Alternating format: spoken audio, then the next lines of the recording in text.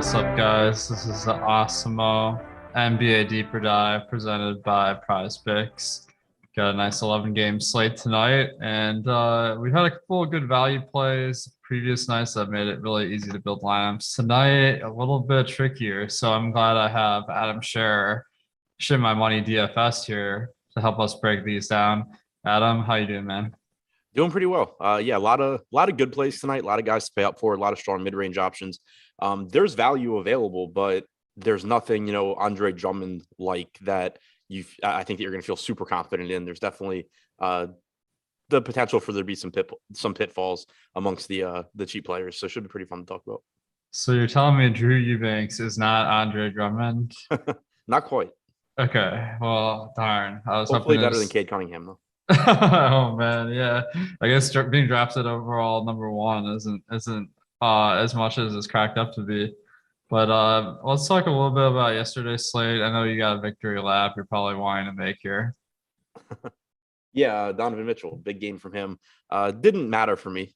Had too much Cade Cunningham for Mitchell to really matter, but finally got that big Donovan Mitchell game that I've been looking for like all season long. Yeah. Yeah, yesterday the chalk didn't really help us with Cunningham, so it's tougher to win on those slates. But Rockets game, that one was the one I was hitting on, so that was fun. Donovan Mitchell had a huge game. There were some interesting moments last night.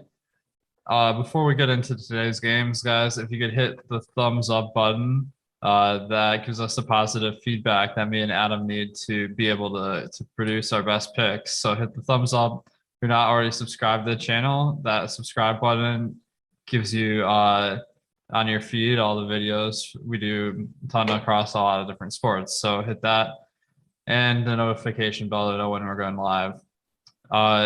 Of course, we have a site in addition to the YouTube, so we have a lot of cool resources. And our free resources today are the NBA ownership rankings, PGA golfer rankings, and NHL player rankings. And it's every day Adam's writing the deep dive article, where if you're just looking to read all the important pieces about tonight's slate in a quick amount, check out the deep dive.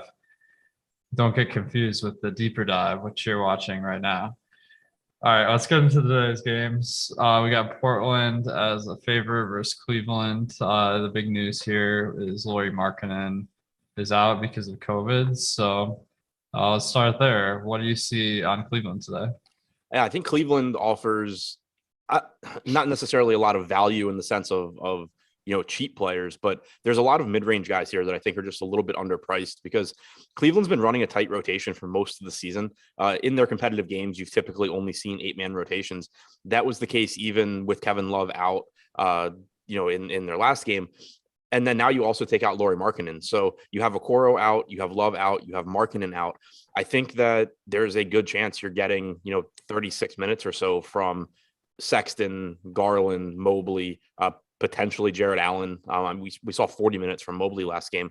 But then you're also likely to get a good cheap value piece here in Cedi Osman, who played about 21 minutes last game. He's seen his playing time increase without Okoro. Now you take Markkanen out as well. Markkanen played 35.1 minutes last game. So that's a lot of minutes that need to be redistributed. I think it's very likely that Osman picks up at least, 6 or 7 of those minutes, if not more. He's not the most fun guy to roster, but he is about a 0.82 fantasy point per minute guy. If he's going to play 26 to 30 minutes tonight at 3,600, I think he's one of the better value options on the slate. And then also he's really valuable because he has guard and forward eligibility.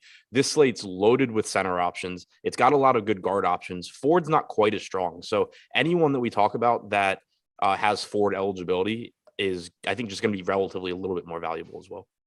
Yeah, definitely. That MPE just makes it more likely they're going to be in the winning lineup. So Osman does stand out a lot, presuming he gets the start for Markkanen. He did play big minutes 2 games ago, and in past he's been pretty useful in fantasy. I will say though, his salary, like this isn't a guy you need to jam in there. He's 3,600, but he's not guaranteed like huge minutes and about 3/4 of a points per minute. So this could definitely go the way of Cade Cunningham from last night. So how confident do you feel in in Osman. Yeah, it's more of like I think your run of the mill value piece. It's not someone that I think is likely to put up a slate winning score on his own. He does open up a lot for you at that price tag, but I think there's plenty of guys on the slate that have the same range of outcomes in that price range. So I think he's a very good point per dollar option. I would expect to have him in cash. I expect to have a good amount of him in tournaments, but I also don't anticipate, having 100% or 98% like I did Cunningham last night. So I think he's a good play, but again, he's unlikely to give you, a 40 or 50 fantasy point game that you absolutely have to have. It's more so that, he can go get 24, 25 fantasy points and then allow you to get some, better players elsewhere in your lineup. Definitely. Now, one thing I've noticed about the Cavs that's interesting is that they always have 2 out of 3 of Garland, Sexton, and Rubio.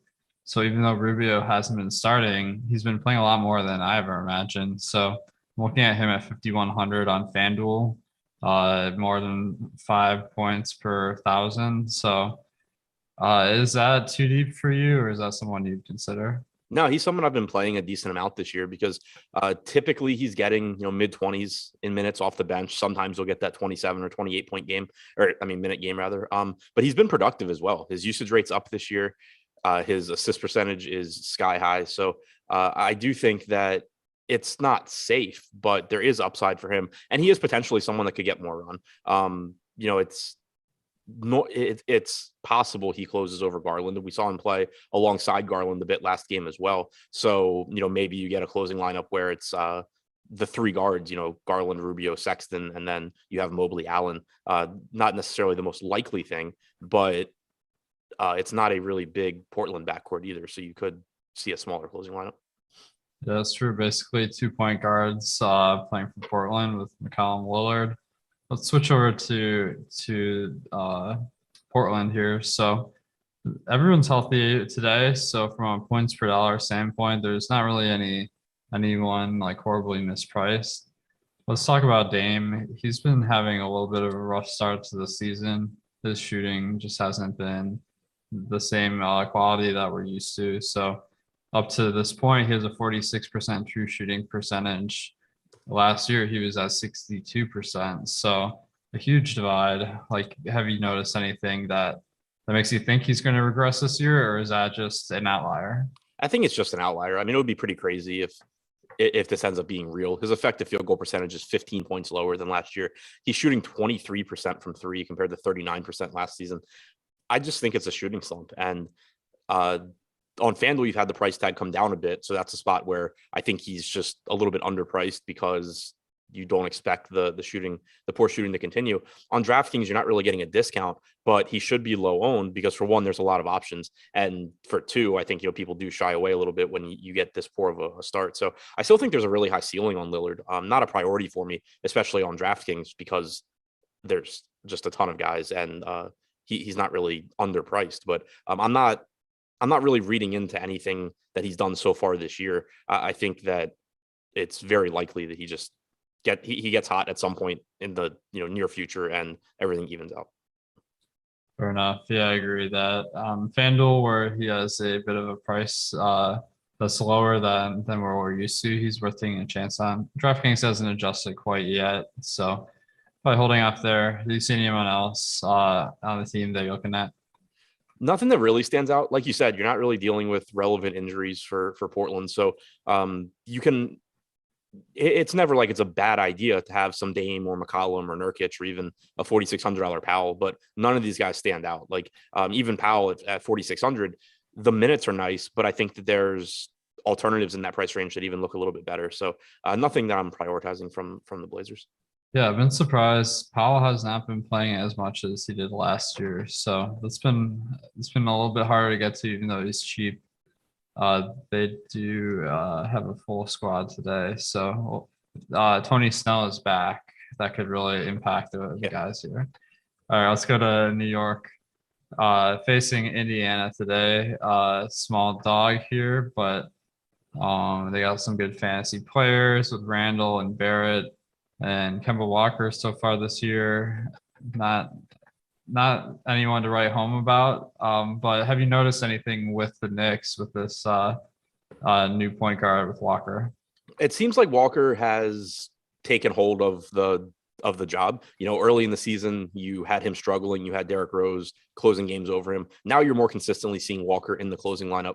I think it's important to note that there's still going to be games where Derrick Rose closes, whether it's Walker plays poorly or Rose just plays really, really well. So it's a thin play, but I do, especially if you're playing 150 lineups, I don't hate the idea of using some Derrick Rose at 4,400, just hoping that you run into the game where he plays an extra, 4 or 5 minutes and closes the game, because if he closes, it probably means he's playing really, really well. So he has that really high ceiling, even though his median projection is not particularly good for his salary. Kemba at 5,900 has tournament upside as well. But the one spot that really stands out to me from the Knicks is, as usual, Julius Randle, 9,400 on DraftKings, averaging about 36 to 37 minutes per game. He leads the team in usage rate, leads the team in assist percentage. He's second to Mitchell Robinson in rebounding percentage. But the reason that I really like him today is that, and I mentioned it when we talked about Chetty, the guard positions are loaded, the center position is loaded. Forward, I just don't think is as deep. So you have a lot of point guards in Julius Randle's price range that look pretty good, but it's hard to distinguish between them. The opportunity cost at the forward spots isn't quite as high. So I think getting to a $9,400 Randle kind of to fill out a lineup makes a lot of sense. Nice. Shout out to Jordan behind the scenes. He said Tony Snell's the only member of the 200 club. That I mean, it's true. I think that's where the field goal, 3-point, free throw add up to 200, which is pretty hard to do. But Tony Snell, being a GOAT, obviously able to pull it off. Kendall, thank you for the super chat. He says, "Do you think it's okay to use Cruncher if you only play 5 to 10 lineups?" I like using it a lot, even if I'm only making a few lineups, because what I'll do is I'll build 100 lineups if I'm making 10 lineups, and then I'll go through them and find my 10 favorite ones. So it really speeds up your process trying to find lineups you like. So I'll throw in some love to FC for even people who don't enter 150. All right, let's go to Indiana. So Karis LeVert has been working his way back from his injury. I believe I read that Malcolm Brogdon said he's going to be back today. Do you have any? Have you seen anything about that? No, I hadn't, but I was expecting him back until I hear otherwise. So that works for me. He's questionable. So if he were out, I think LeVert would be kind of interesting. I guess his price is pretty high, even though he's been on limited minutes. So the one guy that's kind of standing out from a DFS standpoint is I'm betting a lot of props on this game, but from DFS, Miles Turner is kind of a volatile player where it seems like he gets in foul trouble a decent amount, but has a lot of upside. Facing the Knicks, who are starting Mitchell Robinson, I feel like they're probably going to play a little bit big and have a lot of Turner Sabonis lineups, so I'm not worried about the minutes. What do you think about Turner? Yeah, I agree with that. He has a nice ceiling in tournaments. The thing that's going to make it tough is just, again, the position's stacked. You have at least one center option in his price range that I think looks a little bit better in Richaun Holmes, but never really. He's always someone that's nice in tournaments because, like you said, he's a volatile player, and that typically means that even in a situation like this, where I think his price is maybe a little bit expensive for his average production, it doesn't really come close to capturing his ceiling because he gets in foul trouble a lot. Sometimes he just doesn't close games anyway. So that affects his average playing time. But when he's out there, he gives you block upside. He's a good fit. He's a good, per minute guy. And he still, in his range of outcomes, has these games where he plays 30 minutes. So that he isn't priced for. So I do like going after the volatility there in tournaments. Yeah, I agree. I think he's kind of interesting. You're going to want a few guys that aren't quite chalk plays tonight just to stand out. Now, one guy you kind of talked me onto last week from a prop standpoint is the Sabonis assists under. They still have him at 5.5, but his on PrizePicks they have him at 5.5, but his assist percentage last year was 28%. So far this year, it's only 18%. So that's a huge drop. I only have him for 4 assists based on a blended average of those two. And Brogdon is back. So this is one of my smash props tonight, the under 5.5. What do you think? Yeah, I'm right there with you. I think that the assist numbers are really concerning for Sabonis because it's not like the assist rate is down, but he's getting a bunch of potential assists as well. There's just a massive gap this year between Brogdon and Sabonis in terms of assist opportunities. And even in the games where Brogdon's been out, you've seen increased opportunities for Sabonis, but it's also been a lot of McConnell just dominating those opportunities. So it seems to me to be a schematic thing where you do have a new coaching staff in Indiana. They're just running things differently, and it's affecting Sabonis's assist numbers. So this isn't like, Damian Lillard, where I think he just gets back to shooting how he's always shot. This is something that I think is legitimately different, and I'm buying into Sabonis not being the same level of playmaker this year that he has been in the past. Nice, I'm into it, man. This is our highest ROI on the board on the player props tool, which is actually free on awesemo.com. So check that out. If you want to sweat it with me, I'm going to be betting that one for sure. I already put in some parlays with that. Do you see anyone on Indiana that is a priority tonight in DFS? No, Sabonis is expensive. He plays a lot of minutes, but again, the assist numbers are down a bit, assuming Brogdon's back. By the way, you were right. He said yesterday that he plans on playing today. Brogdon himself has played really well this year, but he's expensive. It's not a particularly appealing matchup against the Knicks either. There's a ton of banged up teams today. Indiana, not one of them. So it makes it pretty tough to get to them at their prices. Definitely. Let's go to Boston. No injuries to report on Boston. They're facing off for Orlando. So you have Boston as a 7-point road favorite here. I feel like on an 11-game slate, it's hard to target guys that are on teams that are healthy. But I mean, Tatum and Jaylen Brown, as well as Al Horford, and Robert Williams. I mean, you got some good fantasy players here, but from a projection and cost standpoint, it looks like it might be hard to get to the Celtics. What do you think? Yeah, that's how I see it too. I think it's, in individual lineups, mixing these guys in makes sense because they do have a lot of good players. Jason Tatum, Jaylen Brown, they're both expensive, but they're both also really good and certainly capable of giving you a tournament winning performance. Al Horford has been extremely good this year. I think he's the guy that I like the most from Boston, but he's also getting more expensive. He did play 33 minutes last game though. And I think that's important to note because they had been saying prior to that game that Horford was limited to about 30 minutes. A lot of times that doesn't really mean anything. It just means that they're going to play the guy 30 minutes. So I was a little bit skeptical before the last game when they said that Horford was not on a minutes restriction, but then he went out there and played an extra 3 minutes. So if you're going to get 33, 34 minutes from Horford going forward, he's been extremely productive this year, leads the team in rebound chances. He's producing well over a fantasy point per minute. So I still think there's some upside there. Robert Williams, $1,000 less expensive. His production's been hurt playing alongside Horford, but he still gives you a very high ceiling because he's so good at picking up blocks and steals. And, occasionally he's going to get more rebounds than Horford as well. So I think any of those four are viable. None of them are priorities in the sense that I would expect them to be my highest owned plays or anything. One of the weird things that's happened this year is Robert Williams is averaging 32 minutes a game. Now, this is a guy that in the past has had trouble staying on the court because of being a little foul prone. So do you think that the Celtics will continue to play him at that kind of rate? Yeah, I think that you end up around 30 minutes or so for Williams. He did have at least one overtime game that inflated his average a little bit, but when he's not in foul trouble, I expect that to be the case. Sometimes you're getting Horford closing over him depending on if they close small or not. But I think that, yeah, I'm still expecting around 30 minutes or so from Williams. Nice. So maybe he's a good GPP dart, but a little bit expensive. On Orlando's side, I heard you on the shows talk about how good the Magic are with Cole Anthony on the court, and then they're like terrible off the court. Or at least I think that was you that was talking about that. But Cole Anthony seems to have taken a little bit of a step forward this year. Last year, I wasn't really sure if he was going to be one of the better rookies, but he has been producing at a pretty good rate this year. What have you made of it? Yeah, he's playing really, really well. He's rebounding at a high level. He's got a 24% usage rate. Or sorry, that's since last year. I need to get this year's numbers up, but he has, I believe, a 12.5% rebounding percentage this year, which is obviously really, really good for a guard. 25% assist percentage, 24.5% usage rate, averaging 1.17 DraftKings points per minute, and also playing huge minutes. He's coming off of a game where he played 38.3 minutes against Minnesota.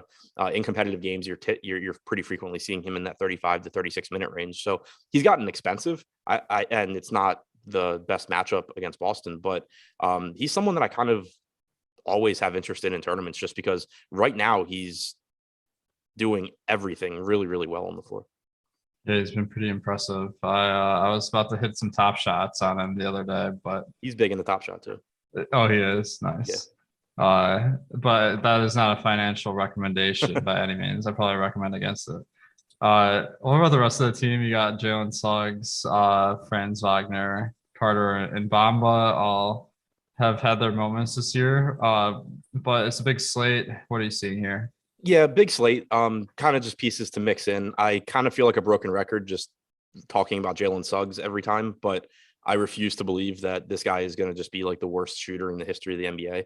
He has a 43.7% true shooting percentage this year. He's still scoring 0.83 DraftKings points per minute and playing around 30 minutes in competitive games. I just think he's priced. He's priced for the level of production that we've seen from him so far. But unless this guy just ends up being a huge bust, his shooting is going to get better as the sample gets bigger. And so I just think he's priced more so to his floor. And we haven't seen the ceiling yet, really, but there's going to be games where he shoots at, an actual good rate, like an above average rate. And he's just going to put up massive fantasy numbers. The assist opportunities have been there as well. 18.7% assist percentage. So I just kind of, it's a big slate. It's not something I want to go too crazy on, but I just think the opportunity to buy low on Jalen Suggs is there. And then Wendell Carter Jr., Mo Bamba, they both give you a nice ceiling. Carter's rebounding numbers have been really, really good this year. 19.1% rebounding percentage. He's averaging a few minutes less per game than Bamba, which is why you see the cheaper price tag on Carter. But either of those guys look pretty good. And then Franz Wagner has played extremely well so far this year. He's getting a little bit more expensive than I would like. Like I would rather Wagner's fine, but I would rather go to Jalen Suggs, I think, than Wagner, because I think you're kind of paying for as good as Wagner has been, and it's somewhat unlikely he continues being that good, while Suggs is priced down and he probably ends up being better. Yeah, definitely. There's some options here. Like Suggs, I agree. He seems like a pretty good buy low here, especially given the shooting, which over this 6-game sample, or I guess they play 8 games, but that's just not enough to really get much data there. So wouldn't make any quick assumptions. And then Carter, he seems like a pretty good points per dollar play. Guys, I want to mention that in addition to all these YouTube streams, we have a lot on our website, awesemo.com. So we have a lot of tools like player projections, ownership projections, the Slack. We also have the boom bust tool for NBA, which tells you what we think our probability that each player is going to be in the winning lineup is. So that's a really nice tool. You can use the promo code NBA Deeper Dive for 25% off your first week of Platinum. And then we have 2 NBA packages. The weekly package for the full product is $16.95. Or if you're just making a few lineups, we have a $5 express package, which you can use for the lineup builder, rankings, and all of our showdown projections and ownership. So maybe he's born with it. Maybe it's awesemo.com. All right, Chicago at Philadelphia.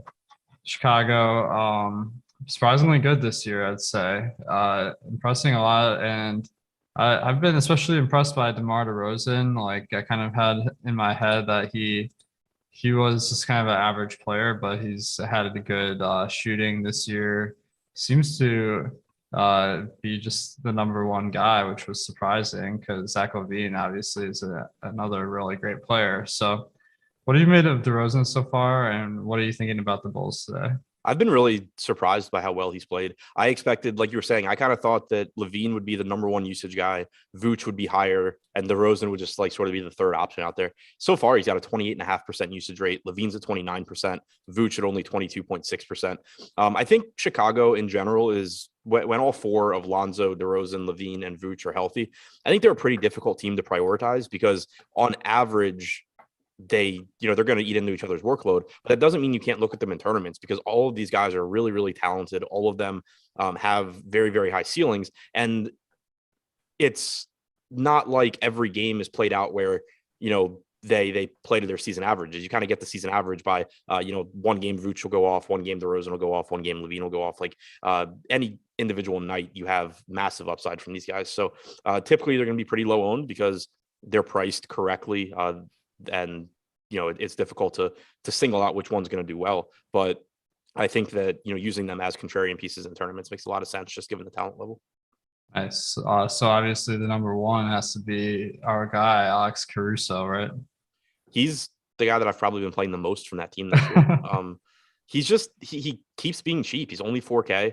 He's averaging 0.82 DraftKings points per minute. He's typically closing and getting you around 28 minutes per game. It's not someone that's particularly likely to break the slate, but he's one of those guys, kind of we talked about Chetty being a good value, but being unlikely to have a massive game. Caruso is someone that gives you very similar production, probably plays a similar amount of minutes tonight, and I assume is not going to get as much ownership. So that's just one of many, I think, pivots away from Osman if you need a lower owned player. I like the idea, but man, his permanent numbers haven't been the greatest this year. I mean, obviously, good defender, he gets assists, but he can steal a few balls here and there. But I guess even though I love the idea, I'm not as enthusiastic about Crusoe. But you're right on Mitchell. So anyone else? I'm not taking the same sort of stand on Crusoe. Anyone on the Bulls else that you want to mention? No. All right, let's go to Philadelphia because this one is definitely one of the more interesting teams. You have Danny Green, who got injured in the middle of last game. He's out. Tobias Harris is also out. So in the last game, you had Tobias out, as well as Embiid. That was the Drummond game. Now Embiid's back. Danny Green is out. So let's start with the starting lineup. Who are you thinking it's going to be tonight? Maxey, Curry, Korkmaz. Wait, I'm missing somebody. Thibault maybe? Yeah, I think it's either Niang or Thibault, probably Thibault. And then Embiid. Okay, so I feel like everyone's going to want to play Niang because he was the guy that had the big performance last game. But man, like this guy's been in the league a long time, and he's rarely had days like that. So he does look like a decent value at 3,800 on DraftKings, 37 on FanDuel. Is that someone you're going to consider today? Yeah, he's fine as a value at 3,800. I agree with you that if anyone's thinking he's a really safe play, I think they're wrong. There's a lot of ways that this rotation can go. He played really, really well last game. So you saw him get 31 minutes. He played the final 18 minutes of the game. But Korkmaz only played 25 minutes there. There's, a lot of iterations of that game if you played it 1,000 times where Korkmaz gets the closing minutes instead of Niang. There's times where Shake Milton potentially gets a few more minutes at the expense of Niang if they go with, a smaller rotation. So I don't think that Niang has to play 31 minutes again. I think it's possible, but I don't think it's, the most likely outcome or anything. But at 3,800, he still looks pretty good. There are still minutes and usage available for him, but like you were saying, he's been in the league for a while. He was on Utah prior to Philly. It's not like he's some unknown guy that we're looking at saying, oh, maybe he's a great fantasy producer. We have, a pretty good sample of him being, fine, but nothing great. Yeah. So the guy we went to last game was, besides Drummond, of course, was Korkmaz, and he had a decent game, but nothing great.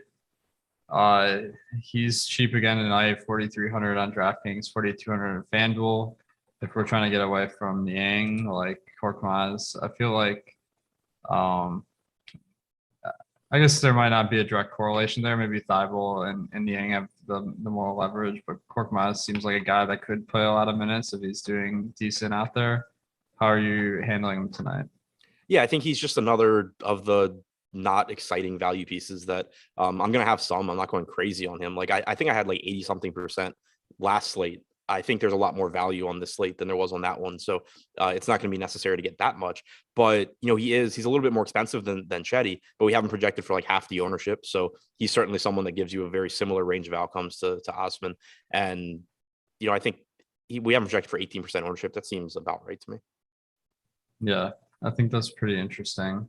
Now, the one guy I feel like is popping in our projections, but I'm having trouble figuring this one out is Shake Milton. He hasn't played much alongside Tyrese Maxey, but now that Danny Green and Tobias Harris are out, I'm wondering if that's going to be more of a possibility. Certainly if both Maxey and Milton are playing well, they would have to consider a lineup with both. So if you give Milton 24 minutes, he looks like a great value. The problem is last game, he didn't really get that run. So what are you thinking here? Yeah, I mean, I don't think you can give him 24 minutes in the sense that like that's his median, but I think it's possible, whether he gets there because, like you were saying, he plays minutes alongside Maxi, or he gets there because he steals minutes from Maxi if he's playing well. Either way, I think on average you're going to get around 20 minutes from Milton, but there's multiple ways he can pick up a few extra minutes. So I think, especially at his low ownership, I really like him as a tournament pivot. If people are going to play Niang and people are going to play Furkan Korkmaz, I think that there's times that Maxi ends up, or Milton rather, ends up stealing minutes from that. He ends up playing more minutes than people are expecting him to. He's a good fantasy producer when he's out there. So I think that Milton at really low ownership is pretty appealing, even though he was really disappointing last time. What I'm thinking here is that the Bulls play a lot of Caruso ball lineups. So like that would give the Sixers more of an opportunity to play 2 point guards at the same time. But it's a little hard to project something that hasn't happened much yet. So still, I kind of like taking some shots on Milton just because he's a high per minute guy. The last guy on the list here is Embiid. He's a lot cheaper on FanDuel at 9,700 than DraftKings at 10.3K. So I'd say he's a pretty good play on FanDuel. On DraftKings, just kind of blending into the crowd. What do you think? Yeah, I mean, I actually am really interested in Embiid here just because of what he's done without Harris and Simmons on the floor. Since the start of last year, he's averaged 2.06 DraftKings points per minute over like 150 minutes without them. I don't anticipate, that level of production continuing over a larger sample, but his usage rate is up, his assist percentage is up, his rebounding percentage is up. And that all makes sense because Harris contributes in all of those categories. So I think that taking Tobias Harris out is a pretty nice bump for Embiid. The thing that makes it really difficult to get to him, though, is there's a ton of opportunity cost at the center position because there's a lot of high upside mid-range guys. There's value. We've already mentioned Eubanks a couple of times, but then even at the top, you have Embiid competing with Jokic and competing with Karl Anthony Towns. So it's just, I would love to play a bunch of Embiid, but I think that in practice, it's going to be sort of difficult when, the opportunity cost is so high at the position. Definitely. Yeah. I mean, this is, you only get one or two of these guys in your lineup. So we got to choose the right ones. Embiid looks like a decent bet, but nothing to get too excited about. Let's go to Toronto at Washington. Washington in past years have kind of picked on teams facing them because they play pretty fast and not great defense. Now, Steve Mikhailuk got the start last game and played huge minutes in place of Scotty Barnes. That was a little bit of a surprise because Barnes was kind of expected to be replaced by Banton or Boucher, but Mikhailuk got a huge run. What are you expecting tonight from Mikhailuk? Yeah, I was a little surprised by the playing time he got. I thought that he was going to start, but I thought that you would get a little bit more playing time from Banton and or Boucher. But Mikhailuk played like 35, almost 35 minutes. I don't know that he gets that level of run again, but I think that at least if he's playing well, we know that Nick Nurse does like to play his starters a lot of minutes, but at 3,700, you don't even really need that many minutes from him either. Even if he were to play like 28 minutes, he probably ends up being fine at that salary. So he's another of, I think, the better point per dollar options, assuming he's still in the starting lineup. Yeah, he looks like one of the best values to me as well on DraftKings if he starts. I guess that's a big caveat. So keep an eye out for the starting lineup. Now, the rest of the guys, Fred VanVleet, Trent, and Obi, all been pretty good. They're actually a lot cheaper on FanDuel today than DraftKings, but Trent got huge minutes in the last game. He's 5,100, so that might be my second favorite option on the team. What are you seeing here? Yeah, I think that he's just underpriced. He was one of the guys I had in mind when I said that I thought there were some better options in Norman Powell's price range. 43 minutes last game from Gary Trent. Another situation where I don't think, I'm not expecting him to play that many minutes again, but he doesn't need to at 5,100. If he gets you 36 to 38 minutes, he's likely to do well at that price point. So I think he's just a little bit underpriced for how many minutes he's likely to play. Agreed. Any love for the other Raptors? A little bit of interest in Anunoby in particular. He's been a 25.2% usage guy this year. Now you're taking Barnes out of the lineup, so there's more usage available. You can see that usage rate even increase a little bit. I think you could see the rebounding numbers for Anunoby increase a little bit as well, because Barnes has a 13.4% rebounding percentage this year. Anunoby has a higher rebounding percentage than Van Vliet, than Trent, and probably will than Mikhailuk as the sample gets bigger. So I think Anunoby looks good, but again, he's also getting pretty expensive. On the Washington side, you have Davis Bertans out. So that's really the only injury on Washington. Gafford, he came back last game, but only played about 14 minutes. It looks like that was due to foul trouble. So let's start with Gafford and Harold. It seems like Gafford, we kind of had higher hopes going into the season, but Harold's been outplaying him a ton and has been healthier. So Harold's price is really high, so I'm not going there. Do you see anything here?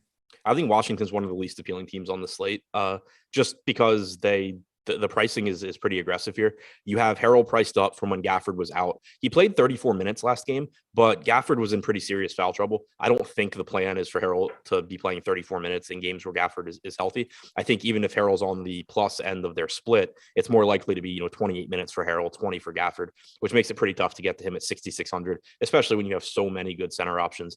Kuzma's expensive. Dinwiddie's still playing around 30 minutes in regulation. If I had to go to anything from Washington, Beal in tournaments is always fine, but there's just a ton of other guys in that price range that I get to first, I think. Agreed. Yeah. Kuzma seems like he would have been interesting with Bertans out, but he's really expensive. So I guess that's because of a big game he had earlier. Let's go to he's rebounding well this year, but I just think that at this point, his salary accounts for what he's doing. Yeah, definitely. Atlanta and Brooklyn. This one should be a great game to watch. So Atlanta 5-point dog, but they have the only injury piece on Atlanta is John Collins is questionable, but that does seem pretty significant here because if he's out, maybe you have more Capella minutes. Gallo could be an option. He's only 3,500 today, so that would definitely make you maybe regret having Chetty Osman locked in. I don't know. So how are you handling Collins being questionable? Yeah, so I mean, assuming he plays, there's not a ton that I'm interested in from Atlanta. But if he's out, like you were saying, it opens up a lot. This is a 7:30 tip, so hopefully we'll have this news before lock. But if he's out, you're potentially looking at more minutes from Gallo, who's only 3,500, but Cam Reddish, DeAndre Hunter, potentially playing a little bit more as well. And then you also would get more usage with that starting unit, which I think would benefit Bogdan Bogdanovic the most because Trae Young is already a really high usage guy. He already gets his. He might get a little bit more with Collins being out, but there's only so much he can take. Bogdanovic is someone that we know is a talented NBA player. He's capable of scoring, but when you have John Collins as essentially the second option offensively, it's just taking usage away from Bogdanovic. So I think if Collins is out, it would make sense for Bogdanovic to be a bit more involved offensively. So one weird thing that happened last game was Kevin Huerter was inactive, healthy scratch. So definitely wasn't expecting that, but he's been playing pretty poorly this year. Do you think the team's just cutting it, like moving on from him? Like that? I'm pretty sure they just gave him an extension. I don't know what they're doing. Okay, so if he's out again today, like I think that makes Bogdanovic look like a pretty good value. Otherwise, just kind of an average play.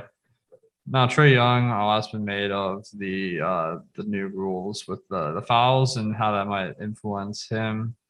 His performance this year has been okay, but I don't know if he deserves this $9,500 price tag on DraftKings. What are you making of Trae? Yeah, it's Damian Lillard, it's Bradley Beal. Like he's in that category where very clearly he can have a good game, but you also have when you have like the centers to pay up for with Jokic and Towns and Embiid, I think those guys all look a little bit better. And then looking across the guards, there's nothing that really like distinguishes Young from Lillard or Beal or these other guys for me. So always a high upside play, but nothing that really stands out as far as any reason for me to be prioritizing him tonight. Yeah, same. I'm adding back Herder to this projections because it does seem like maybe that was just they're trying to get him out of his slump or something. I don't know. We'll see. Yeah, it was a really weird thing. Like the last I had seen, the beat writers didn't really know what it was about either. Okay. So that makes Bogdanovich look like a decent play, but not a great one. All right, on Brooklyn, I mean, starts and ends with Harden and Kevin Durant usually. I mean, they're fantastic players. Durant has got probably the highest salary I've ever seen him have at 10.8K, and Harden is also in the 10K area. So, do you think they're worth that hefty price tag? I think it's tough. Durant at 10.8 is really difficult to get to. 10.2 for Harden. He looks fine, but he is also getting 15% ownership. So I think the field's about, where it should be on him, 9% going to Durant. Harden, a lot's been made of his struggles this year, but he's still averaging 1.33 DraftKings points per minute. He still has a 41% assist percentage, 26% usage rate. So I think he's fine. The issue for me is that we haven't talked about him yet, but you have Luka, you have Steph Curry that you can pay up for at guard in addition to all those other, all the other centers and everything we talked about. So I think Harden's a good play. I expect that I'll be around that 15% mark. Awesome. Yeah, I think you want to have a little bit of exposure to Harden just because I mean any guy that's that good can have a big day. I'm gonna pull up the boom bust and cite some of the numbers there, but I want to mention PrizePicks. PrizePicks, it's kind of like DFS, but a lot like prop betting, where you pick a few different props and you take overs and unders. You can build out a parlay. And it's kind of cool because, for instance, if you pick two bets, you win half of your stake if you get one right, and then you win a multiplier if you get two. So there's some interesting strategy there. You can use our projections to find the best lines to bet. And if you pick up the 5 guys, you can get 10 times your stake. Promo code Awesemo for $100 first match deposit bonus on PrizePicks. So let's talk some player props real quick. What are your favorite props tonight on PrizePicks? Yeah, going back to the Cleveland games we had talked about, I think that they look pretty good. Colin Sexton, 19.5 points, and Evan Mobley, 13.5 points. It's in line with what they've done for a lot of this season, but the fact that I expect them to play more minutes than they typically have, and that there's some more usage available with Lauri Markkanen out of the lineup, I like the over on both of those. Nice. I'm kind of looking at this Trae Young prop of 24.5. He's only averaged about 21 this year, if I remember correctly.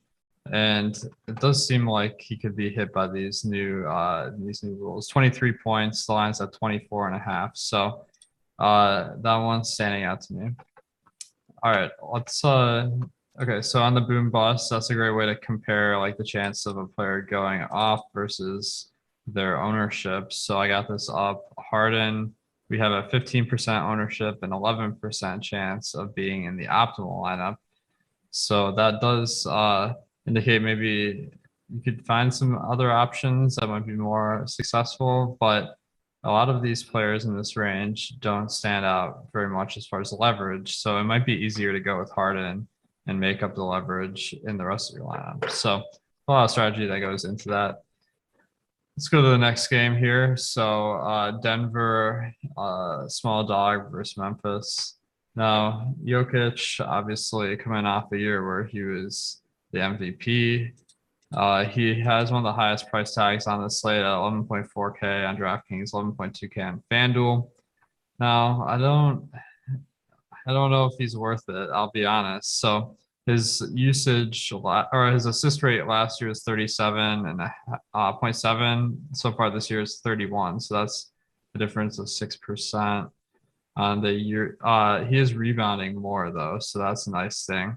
But man, this price tag is just it's really high. I think he's fine, but I'm not getting too excited about it. What do you think? Yeah, I mean, the biggest issue for me is that not only is he expensive in real terms, but he's at a position that the opportunity cost is so high as well. So I love Jokic. He's been one of the best fantasy producers this year on a per minute basis with 1.76 DraftKings points per minute.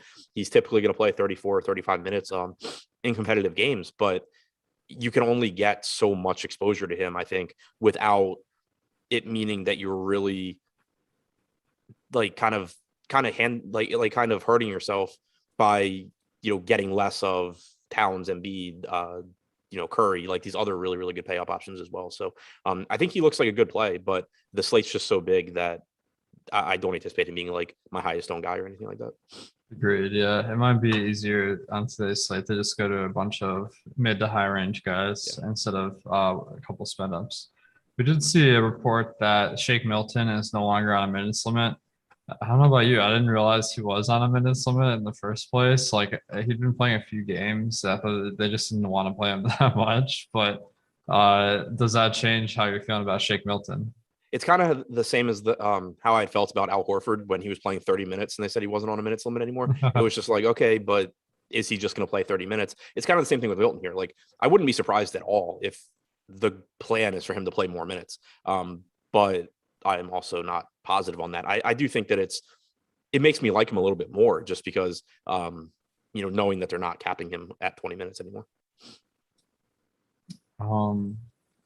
Yeah, I think that makes him pretty appealing. But yeah, I don't know if that news really moves the needle a ton. I was already kind of interested. All right, on Denver, supporting crew, Michael Porter, Barden, Morris. Any interest? No, I don't really have anything outside of Jokic. Okay, let's go to Memphis then. John Morant obviously playing fantastic this year, and his salary has risen to the mid-9s. That's another guy where I feel like they're making it tough on us tonight to find guys that we really feel like we can smash in at their salary. Like, for instance, John Morant is 9,500 on FanDuel, where Dame Lillard is 8,300. So, comparison, that makes Lillard look like a much better price play, but I don't know. Are you getting the job tonight? He's in that Lillard and Trae Young and Beal bucket for me. Like, I'm certainly not going to be upset if I look at a lineup and it has John Morant, but it's also not a great matchup. I don't think there's anything that really makes him look a whole lot better than those other guys. So I'm sure, I'll have a little bit, but it's nothing that looks great at his salary. Yeah, agreed. Now, what about Jaren Jackson? He's kind of someone that we had a high hopes going into the season, but he hasn't really been able to stay on the court as much as I was hoping. So he's got a cheap price tag at 5,500, maybe a volatile player. How are you feeling about Jackson? I really like that he's only projected for about 10% ownership right now. He was really popular last game at this same price point, and he only played about 18 minutes because of foul trouble. He hasn't been great this year anyway. He's only averaging about 0.97 DraftKings points per minute, but he still has a path to 30 minutes or so if he's able to avoid foul trouble. He's the type of guy, especially on a slate this big, where if he's really popular, I tend to just not get as much of the field because he is volatile, like you said. But then the flip side of that is if the field is going to other spots, I don't think there's any question that Jaren Jackson has a massive ceiling at 5,500. So I do like Jaren Jackson quite a bit. I think it's between him and Steven Adams as my favorite options on on Memphis. And given the fact that Jackson is a power forward as opposed to a center, he ends up being my favorite play on Memphis. Nice. Yeah, he seems like a interesting option. The rest of the guys seem like decently priced. I know you like Steven Adams. He's 4,500 tonight in a matchup versus Jokic. They probably are going to want him out there, maybe even more. So do you think that this matchup moves the needle at all? And what do you feel about 4,500 for Steven Adams? Yeah, I like Adams quite a bit because I agree that they're likely to want him on the floor for as many of Jokic's minutes as they can get him out there for. He's been relatively productive this season, over a fantasy point per minute guy. The only real issue I have with Adams is just that there's so many centers, that average like 1.3 plus fantasy points per minute that it's kind of a tough trade-off getting to somebody that only averages 1.06, but he is really cheap at 4,500. So I do like Adams quite a bit. It just kind of comes down to, am I still able, I still have so many other centers I want to get to as well. Definitely. All right, let's go to Clippers at Minnesota. So on the Clippers side, Marcus Morris continues to be out. So we've been seeing Batum start. Zubat's also been starting, but Paul George, obviously the number one guy on this team, but the values really with these other starters, I'd say Bledsoe at 4,400. Yeah, Batum at 4,300 and Zubats at 4,200. Now I'm kind of wondering if matched up against Towns, they need to go big, where they haven't been playing Hartenstein and Zubats for a combined 48 minutes or anything close to that. They've been going small odds. So I'm kind of wondering if this matchup will cause the Bigs to get more minutes tonight. How do you feel about that? I think it's possible. I also have already tried to guess that in previous games, and it hasn't worked out. There was a game against there were two games against Portland, a game against Memphis, game against Cleveland, where I just thought that you would get more run from Zubats, and it hasn't happened yet. He only played 13 minutes last game. That was against a smaller OKC team. I think at the very least, 4,200 is worth a dart throw on Zubats, because even if he plays like 22 to 23 minutes, he's likely to do fine for that price. And he does still have a path to 30 minutes if they do go bigger against Towns. The biggest issue that I have, though, is just this isn't a slate where I want to really be taking huge risks at the center position. I think you're going to have to be pretty close to perfect at center tonight, I think, to win. I don't think there's going to be a lot of margin for error there. So I don't really love the idea of using too much exposure on Zubats. We got the news that everyone's waiting for. Nerlens Noel and Taj Gibson are in tonight. Okay, so yeah, Zubats not the most exciting option, I guess. Batum seems like maybe a decent pivot off guys like Osman, who are projected for really high ownership and maybe not as secure in their roles. But how do you rate Batum among the value plays? I think that he looks good. You should get 30 to 32 minutes from him. 4,300 is certainly a reasonable price tag. He's around a 0.75 to 0.8 fantasy point per minute guy alongside George and without Leonard since the start of last season. So I think, he looks pretty good. I'm pulling up the ownership now because that's something that I think plays a big role. Like, I think guys like Batum and Korkmaz and Osman and even, Mikhailuk, they're pretty similar in terms of their range of outcomes. 14% ownership going to Batum, I think makes sense.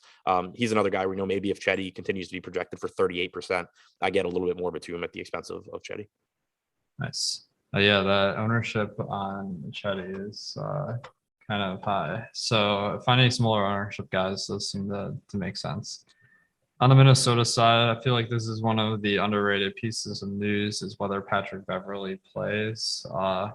Beverley has gotten more run at point guard this year, but D'Angelo Russell being out opens up a lot of minutes for either McLaughlin or Beverley.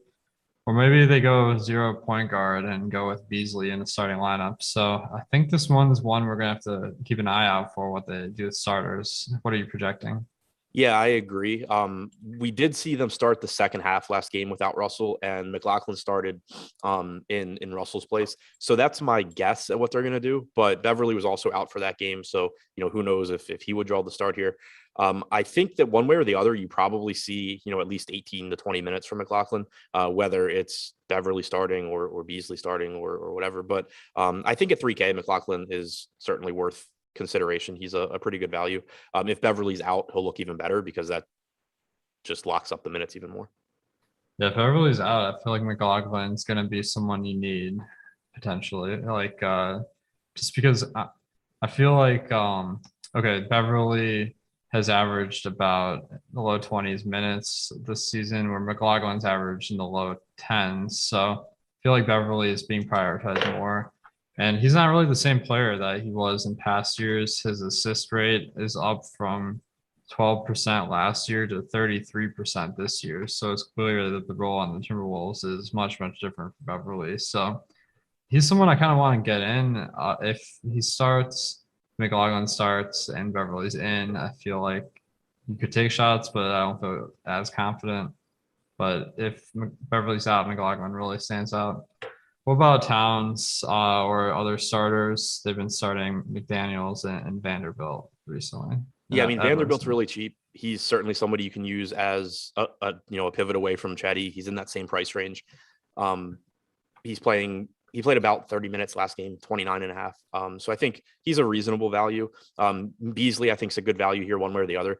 He's also guard and forward eligible, so that's pretty appealing. He's only averaged 0.79 DraftKings points per minute this year with a 17.7% usage rate, but he should get a bump without Russell.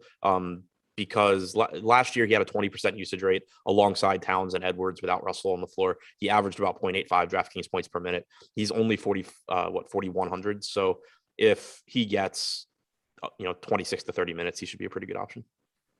We got some guys in chat helping us out. So DK DFS says Beverly's playing. He practiced in full yesterday, so that is some insight. And Al Butte, I think, says Beverly revenge game. So does that change your mind at all? No. No fun, man. All right, let's move on to Dallas at San Antonio. So you mentioned earlier Luka stands out. I mean, expensive as well, but a fantastic player for sure. The one piece of news we're not really sure about is Porzingis is questionable tonight. So how does that change the slate if he's ruled out late? It doesn't make a huge difference to me. We just got the Toronto starting lineup. Luke is still starting. Nice. So it would make Dwight Powell look better at 3,800. It would make Jalen Brunson at 5,100 look better, especially if he remained in the starting lineup. But on a slate this big with so many good options, I don't think that either one becomes, a must play or anything like that if Porzingis is out. If Porzingis is in, I'm not really going to Powell. I'm not really going to Brunson, and I'm probably not going to much Porzingis either. Yeah, people were kind of feeling Powell the other night, but he got the start but didn't play huge minutes. It was kind of split evenly with Cauley Stein, and then Boban picked up a couple. So wasn't the most exciting matchup wise. San Antonio starts Pirtle usually, but he's out, so they might go to Eubanks. Like maybe we'd see a Boban start out of nowhere. It's always something in the back of my head. Yeah. Is there anyone else on the Mavs that you're looking at? Luka, the obvious one. He has small forward eligibility on DraftKings as well, which makes him really, really valuable. He's had a pretty rough start to the season, but he's also had some tough matchups. And, he had the game in Denver on a back-to-back. He just played Miami in his last game. San Antonio's 10th in pace this year. They're middle of the pack in defensive rating. I think that you see a bounce back here from Luka. And then also just, I guess, the daily reminder that Porzingis being in, don't like, if Porzingis is in, don't downgrade Luka. If he's out, don't upgrade him. Since Porzingis joined the team, he's actually averaged about a tenth of a fantasy point less per minute in the games Porzingis hasn't played. At the very least, I think it's pretty much the same player. So I like Luka with or without Porzingis here. Nice. Yeah, definitely. It's been weird. Like I feel like Porzingis being out hasn't really affected his fantasy production in the past. So yeah, not really a huge factor, but he looks pretty good. On San Antonio, you got DeJounte Murray almost he's in the 9Ks now. That's kind of crazy, but he's kind of deserved that. Derek White has gotten a price bump. Those have been pretty productive players so far, but feels like the salary algorithm's caught up. But the big news here with Pirtle being out is we got to figure out who's going to start this one. I think Eubanks is somewhat likely. He started 3 games last year, and Dallas starts Dwight Powell. So definitely not someone they're going to need to really go out of their way to match up versus. Where Thaddeus Young, I feel like he's the other option. He's been playing more than Eubanks, but he's not really a center. Or at least he hasn't played center in past years. It's just this year that it's kind of their small ball 5. So what are you thinking here? My guess is that Eubanks starts, plays around 24 minutes, and then you get, maybe, 20 minutes or so for Thaddeus Young behind him. I'm not super confident in that. I wouldn't be surprised at all if you got Thaddeus Young starting. I wouldn't be surprised if Pop has some guy that I don't even know is on the team that starts. Wouldn't be the first time. So my guess is Eubanks at 3K.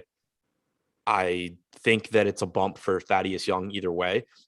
That's not something that I'm super confident in either, just because I don't really know why Thaddeus Young hasn't been in the rotation more all season. They have they have started to play him a little bit more. He played 15 minutes last game. Most of that came in the second half, played about 10 minutes in the second half.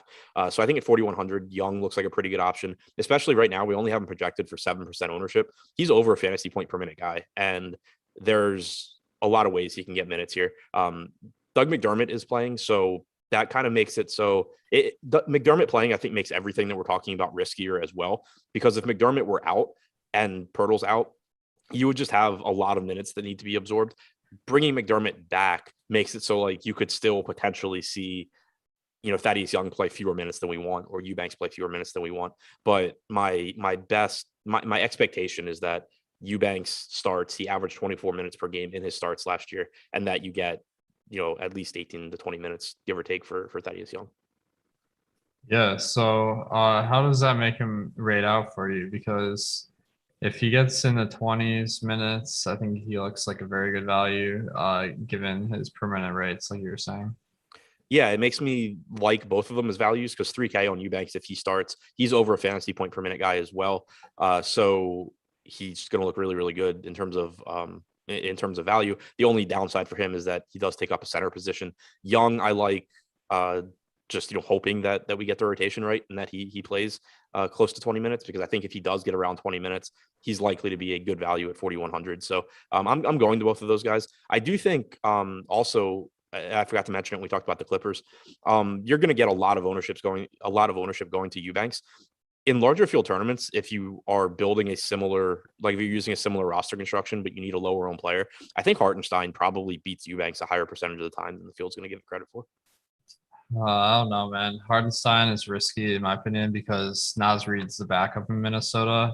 I could see them going to Coffee because he's backed up the center a few times. So does that matchup versus Naz Reid matter just because he's undersized at all? I'm not too concerned about that. I mean, last game you had Muscala as the backup center for Oklahoma City. They ran Hartenstein out there against him. I don't think that's like drastically different. So one thing that could happen is all of a sudden it's 8:30 or 8 o'clock. This is an 8:30 game. And you're saying there could be a surprise starter. Have you heard of this guy, Jock Landale? He's their third string center. That's who I was looking at when I said it. Oh, yeah. So what would you do if do you think you'd swap off Eubanks to him, or would you try to just reimagine everything in your lineup? I would probably just redo everything, because if they do that, I would just assume that they're running like a 3-center rotation that's going to suck. Yeah, I agree. All right, guys. So we got every day we go through our Awesemo Hall of Fame. To qualify, you need to finish top 3 in a tournament with 5,000 people or more. And we always like shouting out the members of the community that have success. It's good to know that. I mean, we're all playing DFS like a lot, and you don't win every night. So it's good to see that the process works. So rules are: you go to awesemo.com/avatar. You make your avatar on your site. Place in the top 3, tweet Awesemo HOF, and you win a free month of Awesemo Plus Premium. So first on the list, crack the top 3. Now where's my free month of Awesemo? Very demanding. So congrats to Awesemo DFS. What a jerk. We got Tommy Nation 1, aka Jake Hari. He's an amazing player in a lot of different sports, and NHL is one of his strongest. He's on a lot of our streams, doing a lot of the projections behind the scenes. Took down both GPPs last night, so congrats to Jake. We got, my computer is really small here, so I can't read it, but I used Awesemo DFS, Awesemo.com premium subscription with Fancy Cruncher. Developed some lines before I went to work, put $20 into the $1 and took it down for $7.57. So man, Adam, can you read this? It's so small on my screen. I used my Awesemo DFS, Awesemo.com. No, the handle. What? Oh, no. My bad, guys. All right, we got Jay Hood. He won 100K 2 nights ago, I believe, in NBA. It was a night where John Morant was questionable, and he rode with some Tyus Jones, so that was a play of the night that really differentiated. So congrats to Jay Hood again. Huge night. We got Potch. He finally binked one in NHL, $100 in the quarter arcade. So it's always tough winning those. There's a lot of entries. So congrats to Potch. And we got Pedro R. Says thanks to Awesemo DFS. He had a single entry in a few different tournaments, finished 4th in the mid-range jumper, won a winner take all. Overall solid night. So congrats to Pedro. All right, so we got the Hornets at Golden State. Hornets are a 6-point dog in this one. For some reason, I've been seeing everyone talking about Steph Curry today. So let's start with Golden State. I mean, he's a great player for sure. How does he stack up versus the other stars tonight? I love Steph tonight. I think the fact that he's a guard as opposed to a center makes him a little bit more valuable. He's played, really well, always, but 1.5 DraftKings points per minute this year. Usage rate up above 30%. Assist percentage is high as well. And he's playing, 35, 36 minutes in competitive games. Charlotte is top 5 in pace this season, bottom 5 in defensive rating. Sets up as just a really, really good matchup for him. I don't think he's going to be that difficult to get to either with all the value that we have. So Curry looks like somebody that I expect to be getting to quite a bit. Nice, man. Yeah, he looks pretty awesome. And you got to love this matchup versus LaMelo Ball. That should be a really fun one to watch. Yep. You got Damian Lee coming back for this one. He has been playing pretty good minutes this year. Do you think that impacts anyone in particular? I think it's a negative for Jordan Poole. We saw a lot of minutes. Well, he lost playing time at the end of the game to a blowout, but he was looking like he was going to play a lot of minutes last game. I'm expecting now that you get him back to like the 30, 31 minute range with Lee back. Nice. So at 5,900 on DraftKings, that's a fair price, but he's 5,200. Poole is on FanDuel. That seems like a pretty good value to me. What do you think? Yeah, I agree. 5,900 on DraftKings is kind of just where it should be. 5,200 on FanDuel seems pretty cheap though. For around 30 minutes of someone that can score a lot of points in a hurry like Poole can. And then what about Wiggins and Green? Just sort of last guy in type plays for me. I think this game as a whole is pretty appealing. There should be a lot of points scored. There should be a lot of possessions. So I think Green and Wiggins are both fine. I have Curry, ahead of them, even salary and everything included, but they both look pretty solid. And then they both have forward eligibility as well, which I think is really valuable tonight. Definitely. And on the other side, we did see LaMelo in that winning screenshot with the 57 burger for Jay Hood, but he seems to like, man, I don't understand how he's never playing like mid 30s in minutes. It's definitely mind boggling. So we have him at 31 minutes at 8,600. That's probably one of the lower minutes projections for guys at that price, but what are you thinking with Ball?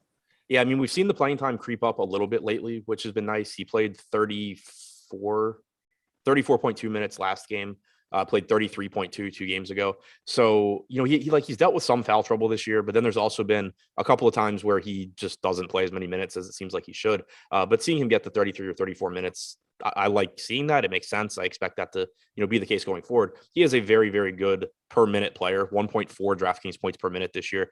So I think he's a very high upside tournament option. 8,600, I think, is reasonable. I wouldn't say he's underpriced, but I do like LaMelo, especially, he makes sense. Not that you worry too much about correlation in NBA, but there is some positive correlation between him and Steph. So you could certainly just see a game where they both go nuts. Now, one of the breakout stars this year on Charlotte has been Miles Bridges. He's gotten the price bump too. So I honestly don't find any of these Hornets to be priced decent at all, except Rozier on FanDuel. But are you seeing any diamonds in the rough here? If Bridges keeps doing what he's been doing, then I think he's underpriced. My concern is just I'm not confident that he keeps it up. I think he's a very good player, but you kind of have to think about what Charlotte's gone through so far this year. LaMelo having all these games where he plays, 30 minutes instead of 34. Rozier missing several games. Gordon Hayward only having about a 20.5% usage rate this year. I don't know that all of those things continue to be the case. Going forward, does Hayward continue to be the fourth option offensively, or does he take some shots away from Bridges? Does Rozier start to take some shots away from Bridges? So I think that the ceiling is certainly there for Bridges, but I just still have a hard time buying into the 1.2 fantasy points per minute that we've gotten so far. Yeah, even if he gets that, that's just about a par with the salary too. Right. So not the guy I'm buying in on tonight. Now on the Pelicans, we have Brandon Ingram questionable. That seems important, but he's been out a few games, 2 games. So it feels like the salary is probably account for that a little bit. But do you have any read on Ingram if he's playing tonight? And if he was out, what would you do? Yeah, so I mean, I'm guessing Ingram plays. Not really based on anything other than it would make sense to, sort of rest him on the front end of the back-to-back and then give him the extra day and have him come back tonight. So have him in for now. And if he is in, it lowers the rates of the other starters a little bit. It doesn't change too much for me though. Like Joe Val still looks really good. He played another 35 minutes last night. He's averaging 34 minutes per game this year, 1.33 DraftKings points per minute. If Ingram is out, Joe Val looks even better. He's at 1.47 DraftKings points per minute without Ingram. Usage rate jumps a few points. Assist percentage goes up. Rebounding percentage goes up. Same can be said for Devontae Graham and Alexander Walker. Their usage goes up. Their assist percentage goes up without Ingram. But even if Ingram's in, I think in particular a $6,300 Devontae Graham looks pretty good, probably getting around 33 minutes from him. He's around the fantasy point per minute guy in a good matchup against Sacramento. And then Josh Hart at 4,900, I think offers a little bit of value as well. Not a priority for me, but sort of a last piece in kind of guy. Nice. Yeah, Josh Hart seems kind of interesting. Jonas Valanciunas, he's been getting a crazy amount of minutes this year, so he seems maybe appealing. The real question here is, this being the late game, are you going to save roster spots to swap for guys if Ingram is out? I don't think so, because I'm already going to be getting to, Joe Val and Graham, which are the guys that I would want anyway.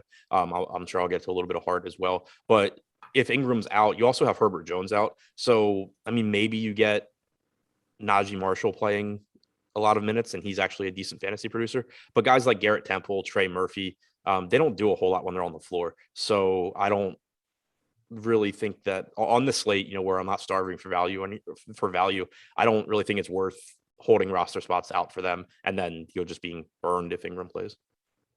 Yeah, it seems like a gamble that the payout's not that big. So I agree with that. You never know, like there could be crazy news that breaks late that's not even on the injury report, but we definitely can't plan around that. On the Sacramento side, last team here. So they played last night. Wait, maybe I'm getting mixed up. Anyway. Yeah, Utah. Oh, okay, yeah. So, did you see anything in that game? Is anyone standing out today? I see Davion Mitchell. He's been playing huge minutes the last three. Yeah, doesn't do a ton, but he's more of a defensive player. But anytime you have someone in this price range that has the ability to close, it is somewhat interesting in tournaments.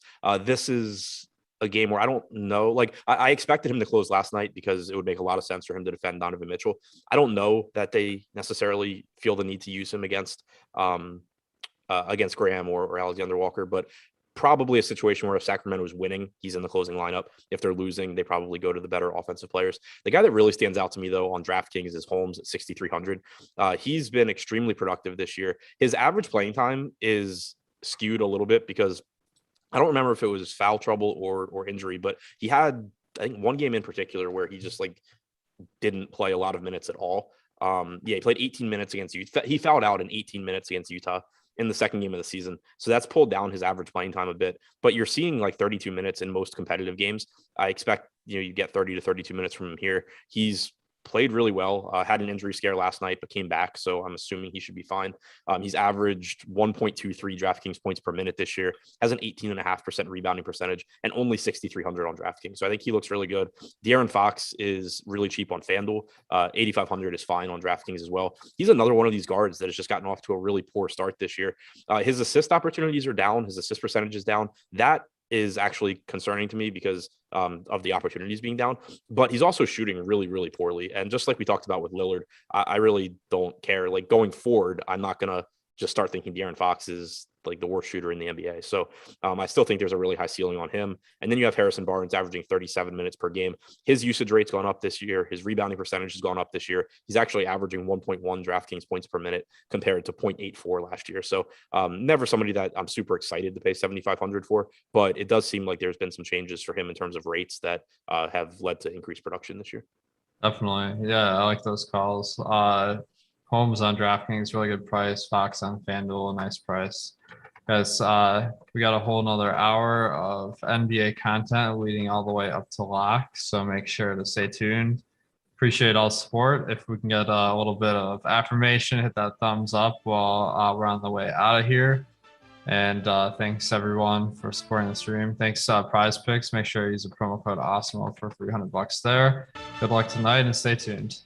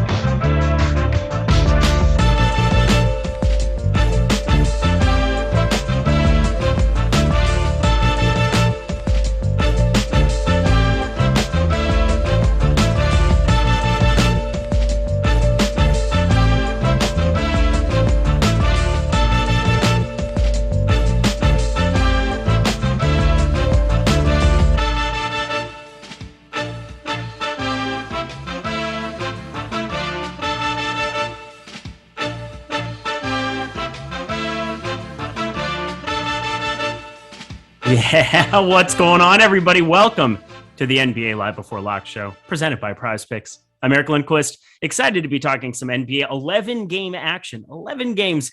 It's been an eventful day here, trying to break down what we're supposed to do. I liked Alex's tweet where he was talking about, I can't believe Steve Mikhailuk, Drew Eubanks. I mean, these guys are just the talk of the town right now. We'll get into all of it, but the guy who's going to give you all of the analysis that you need leading up to lock is at Ehrenberg DFS. His name's Greg Ehrenberg. Greg, how you doing, my dude? First of all, I take no credit for the music. That is Jordan. Just Jordan also produces the music in his free time, which people don't know what Jordan does during the day when he's not producing. Just he makes the music that goes on the show's Jordan. I think we got to do better than that next time. That was no good. That was the knockoff version of Rocky running up the steps. Chad is unhappy with something. I am so surprised. Tickle me pink. You know what, guys? I'm just kidding. I love you all. Hit that like button. Hit that subscribe button. Hit that notification bell so you can know when this and all the other content here at Awesemo is going live. That is good for you. It's good for us. It works out well for everybody involved. So just do it. Hit that like button, please, please, please. All righty. We've got a lot of NBA to get into. I don't even really know where to start. I guess we just kind of start with this.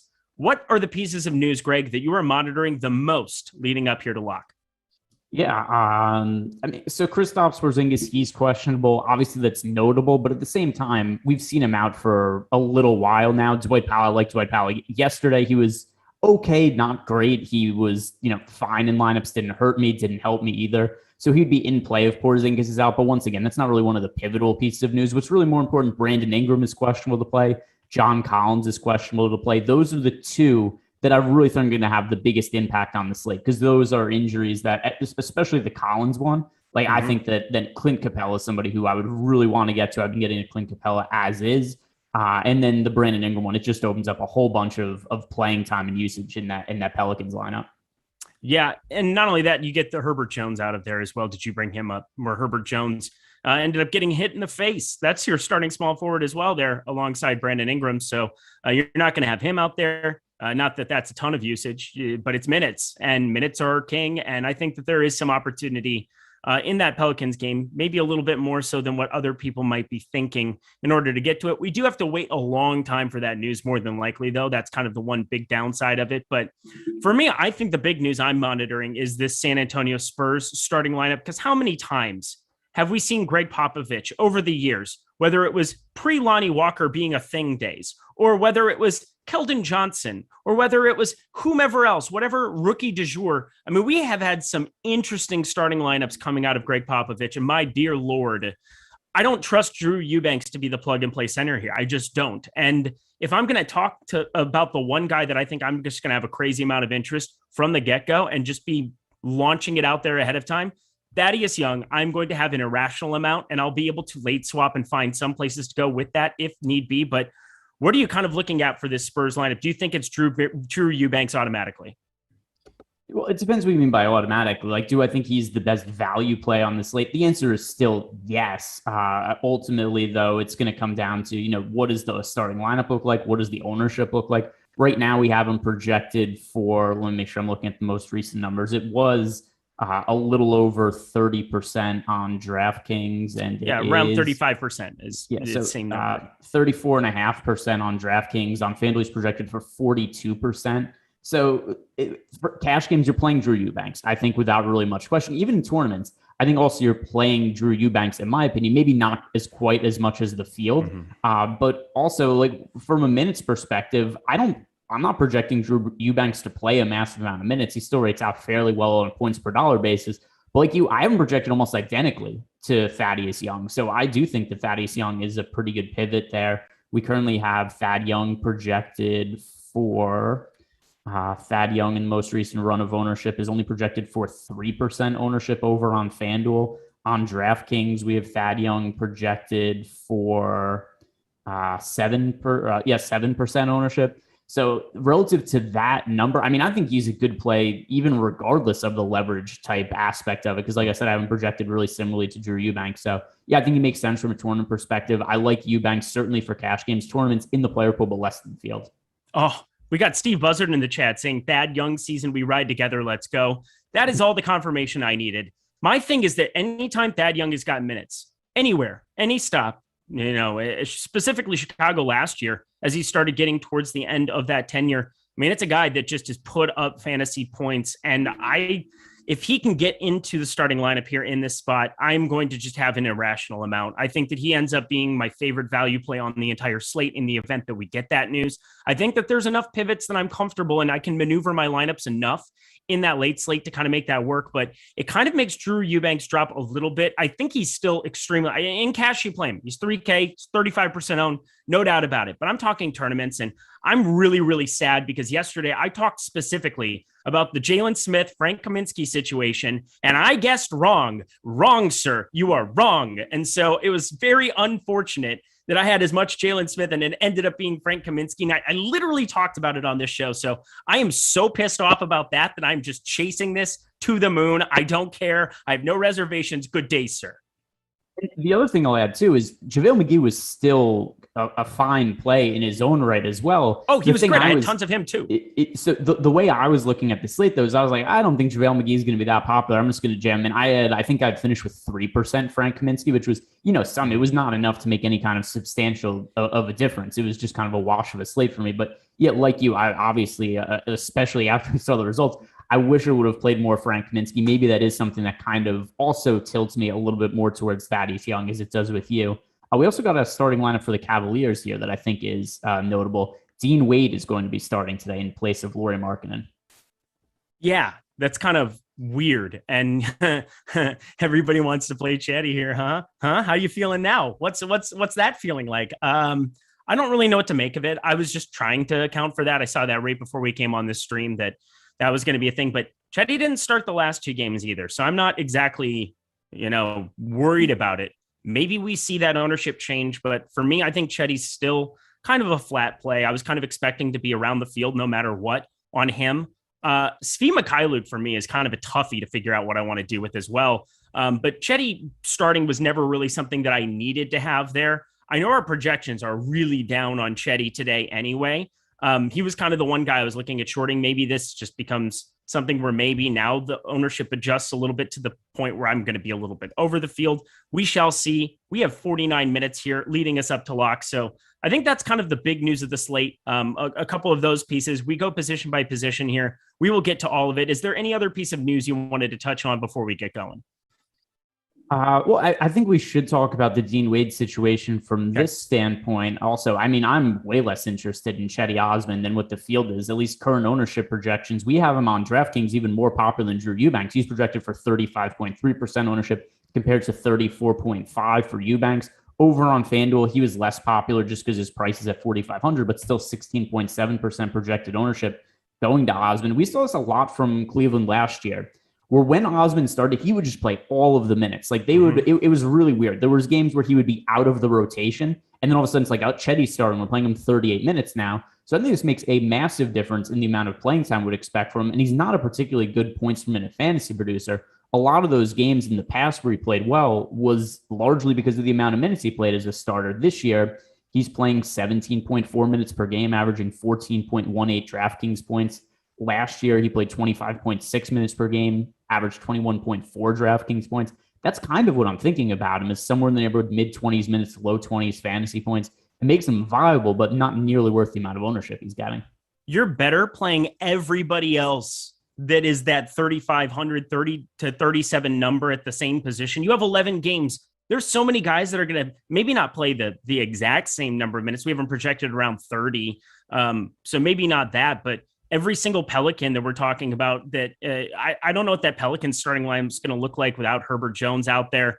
He got hit in the face, concussion, he's out. So you're looking at Josh Hart, Jonas Valanciunas, Brandon Ingram, Devontae Graham. There's got to be one other guy. Oh, Nickeil Alexander will start in that five. So that in the event that Ingram's in, that's what it is. But you take Brandon Ingram off, I have no idea. I would assume it'd be Najee Marshall here right now. He's 3,500. I like that play way, way more than Chetty Osman if you get him in the starting lineup. And you're going to have to sit around and wait for that forever. But I'm just saying right now, I have a ton of Najee Marshall. I have a ton of Thad Young, and it's just going to be that kind of a night on DraftKings. So I'm kind of saddling up here. Be ready to do some late swap. That's kind of my take on it. So he would be the guy that I have plugged in that starting lineup. I think he would play a boatload of minutes. Garrett Temple, he played 23 minutes there, but I mean, there's going to be a number of guys that are going to play 10, 15, 20 minutes in the event that that's there. But think Najee Marshall ends up being the guy who you immediately vault up to 26 minutes if he's in that starting lineup. So that's much more interesting to me, I would say. But yeah, that's the Cedi Osman play. Anything else on that situation?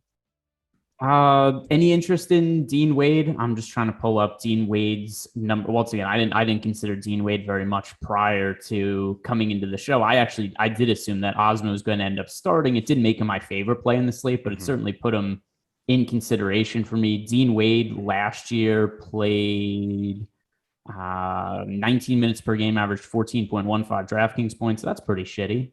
Let's see. Do we have an ownership update? Because I'm going to refresh it. Yeah, we just got the projection update on Dean Wade because he jumped up to right around 20 fantasy points. Small forward, power forward. I know that Adam was talking about it on the show before. And then, I mean, I talked about it a little bit yesterday, just as far as where I was going to play Luka Doncic at small forward. That worked out well, but whatever. You live and you learn. Small forward, power forward, not nearly as good on DraftKings. And now we get a $3,100 piece there. It's cheaper than Cedi, allows me to play more of the studs, allows me to get to a little bit more. I think I was going to have some interest as soon as he was put in that starting lineup. We'll see how much as the tools get updated a little bit more, get a little bit more nuanced to look at it. But I can guarantee you I'm going to get to a little bit at 3,100. It's just way too cheap. Yeah, that's how I feel too, especially considering we have him projected for 20 fantasy points. I think that is more than reasonable. And especially at 3,100 price tag, as long as he isn't crazy popular. If we get an ownership update and Dean Wade's 25, 30% of them, they'd be like, okay, I don't need to play him in tournaments. But assuming he's somewhere in the neighborhood of 10, 12% owned, I think that he's a pretty sensible punt play. All right, I love it. We got a couple super chats here, of course. Right off the bat, it just made me smile. Manny C, for the producer, 5 spot. I mean, it's like we're in the strip club, it's just like, here you go. Yeah. Oh, there you go. Jordan Klein firing it up. And then we got the other one here, Darren Unger, FD, Fox, Wade, or Svi Mobley. That's applicable asking the Wade question. I feel more confident right now. I like both sides of it.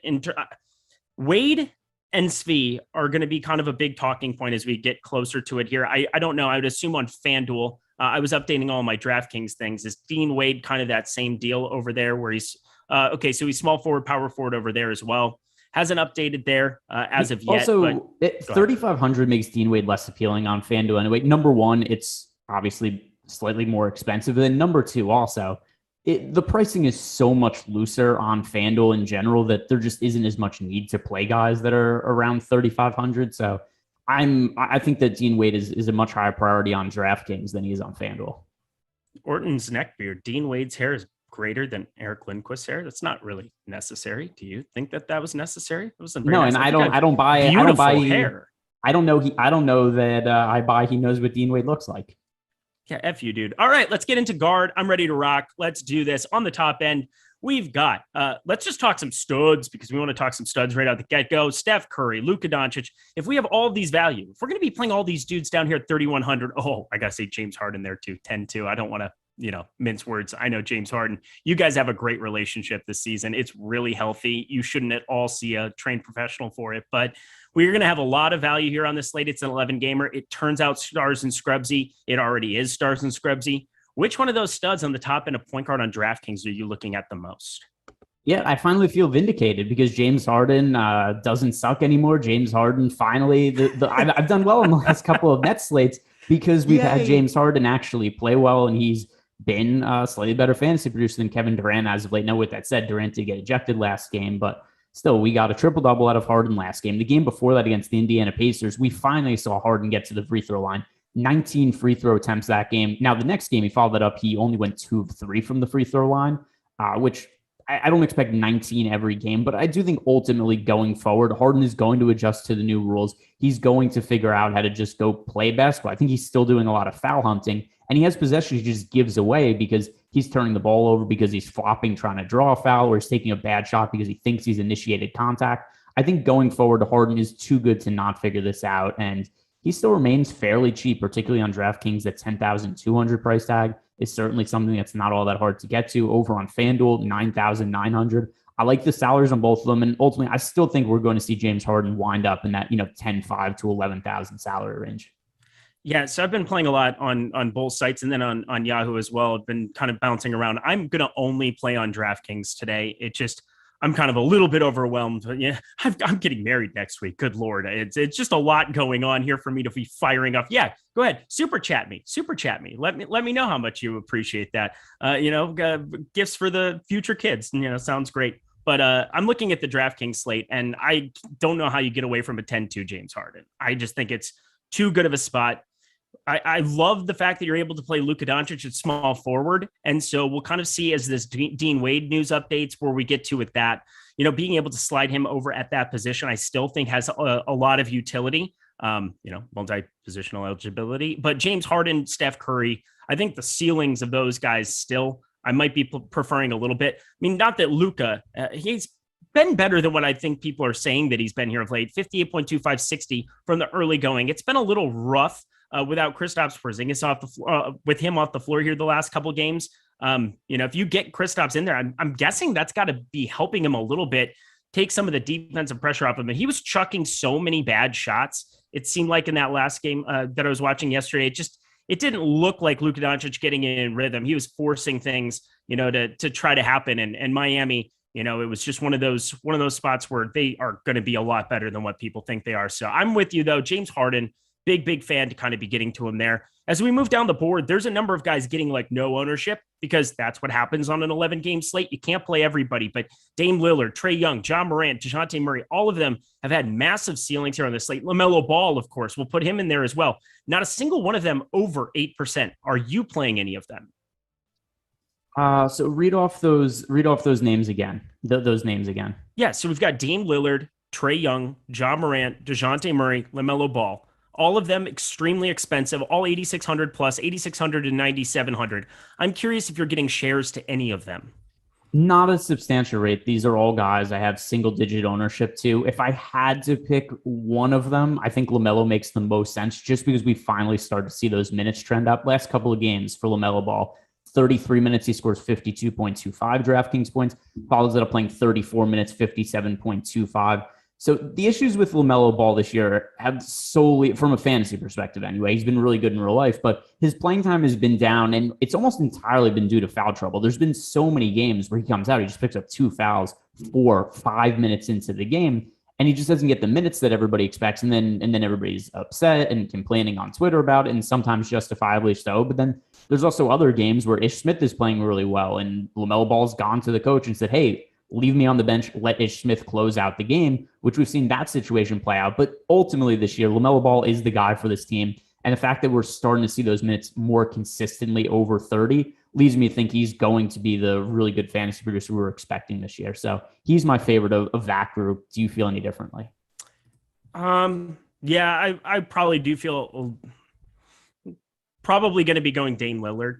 That's going to kind of be the guy for me. I think he's going to start shooting the ball better. It happens every single season where he goes through these waves where he starts putting up 80 plus and has a super ceiling. And LaMelo Ball has been phenomenal. I love LaMelo Ball. We've been talking about him constantly. He's had the 2 fantastic games here, but I am worried about the fact that he's not going to get up to 36, 37 minutes very often because Ish Smith is a very competent backup. And can LaMelo Ball be super involved like he's been the last couple of games? I mean, 4 stocks I don't expect like last time out going forward in a lot of these spots. But I think Damian Lillard, I think he starts knocking down shots and you're going to want to be there with less than 8% ownership going to him right now on the top end, 9,700.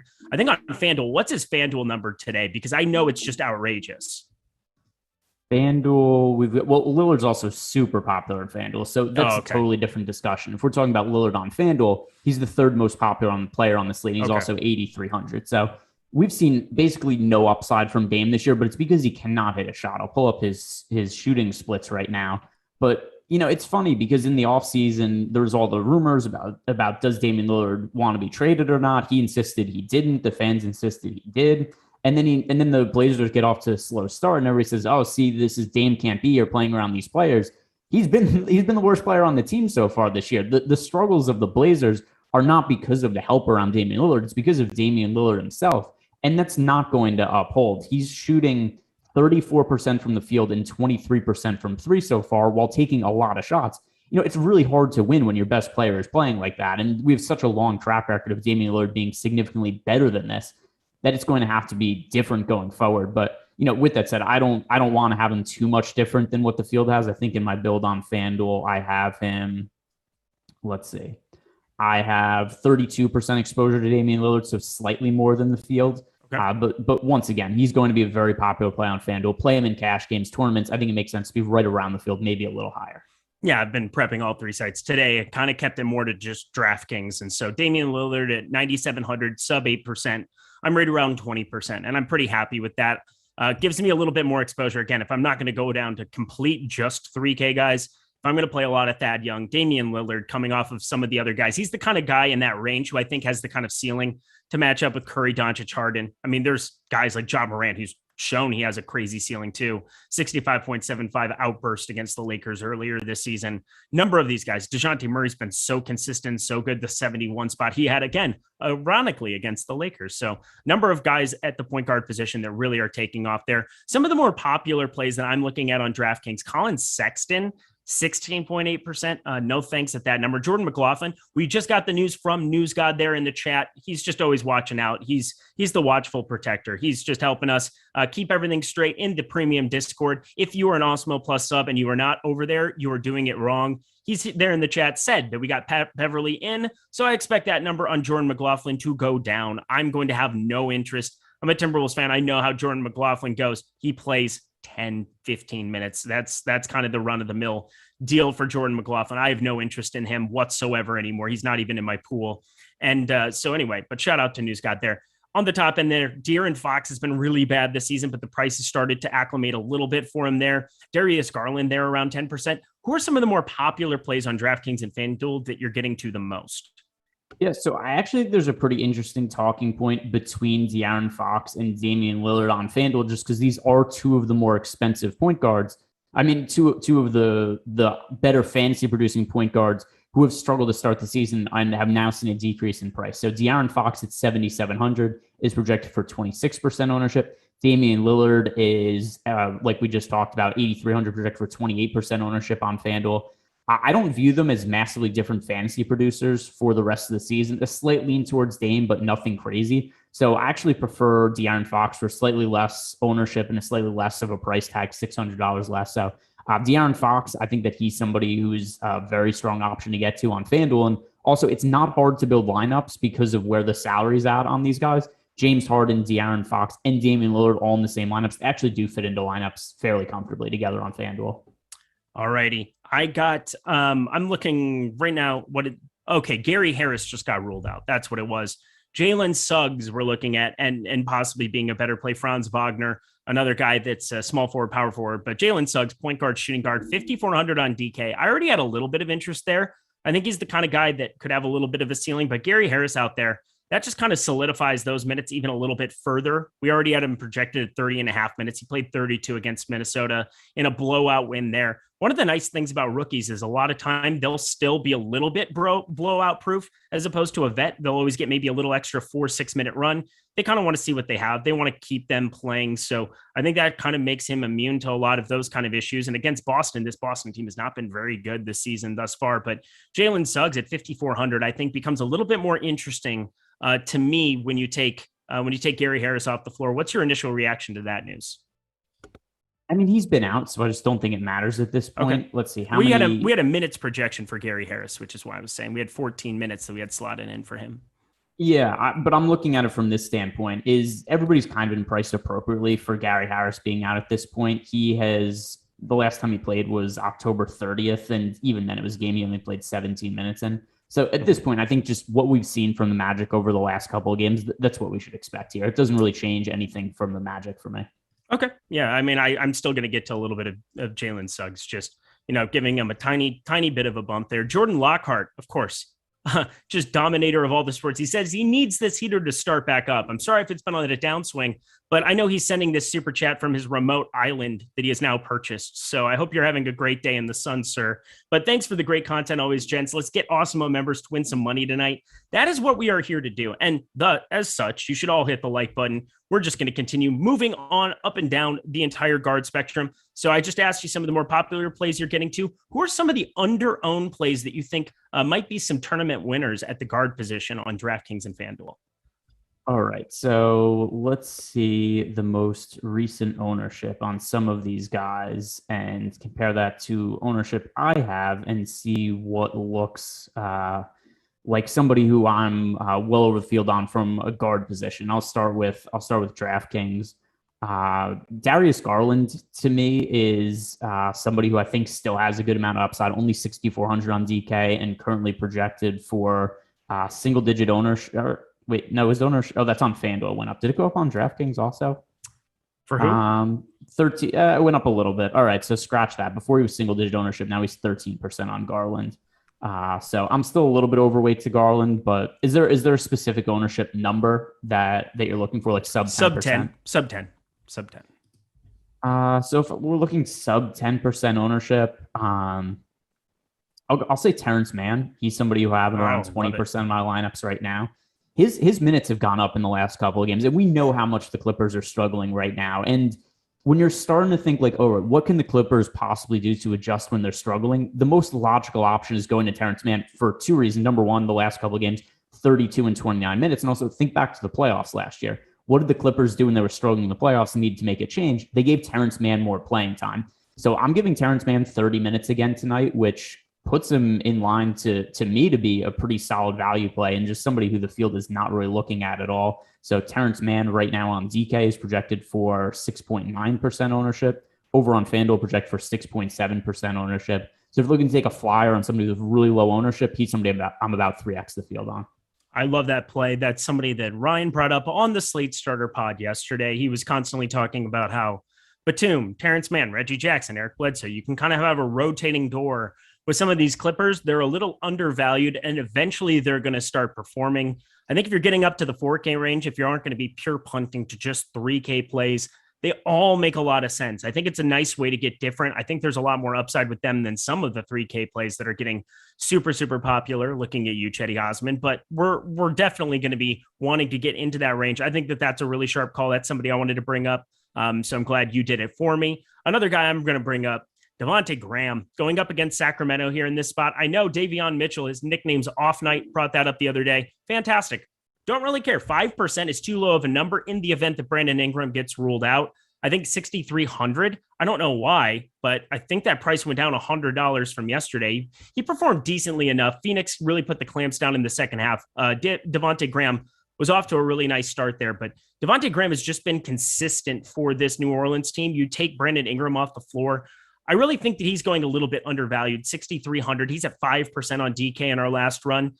Somebody down there at 4%. Those are the kind of guys that I think on these 11 gamers that go for 45 in a spot like this, they can really make a difference in your lineup. So I'm a big fan of him.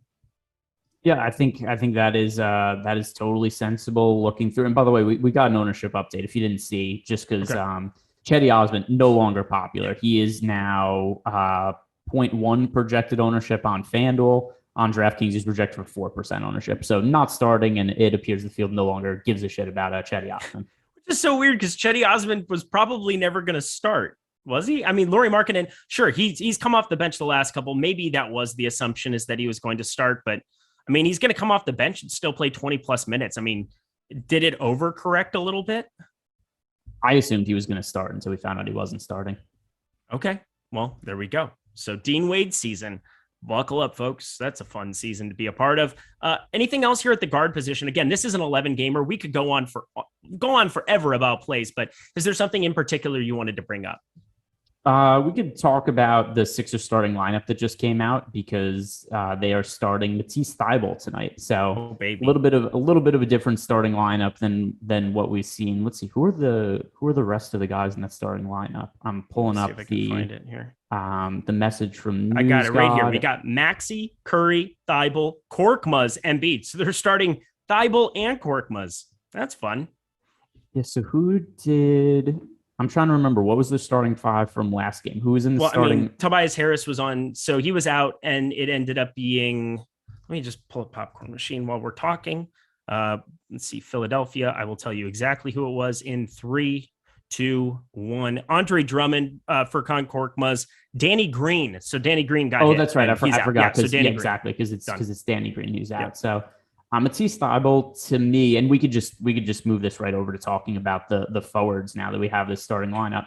Matisse Thybulle is somebody who I've always really liked rostering on FanDuel, and he's a totally different play on FanDuel compared to DraftKings. And the reason why is the defensive numbers and the additional points that you get for blocks and steals on FanDuel. So here's the recent games for Thybulle, who by the way, is one of my favorite overall defensive players to watch in the NBA. But yeah, so these numbers for a lot of them for DraftKings purposes don't matter. But on FanDuel, 3 steals and a block last game. The game before that, 4 steals, 3 blocks. The game before that, 3 steals.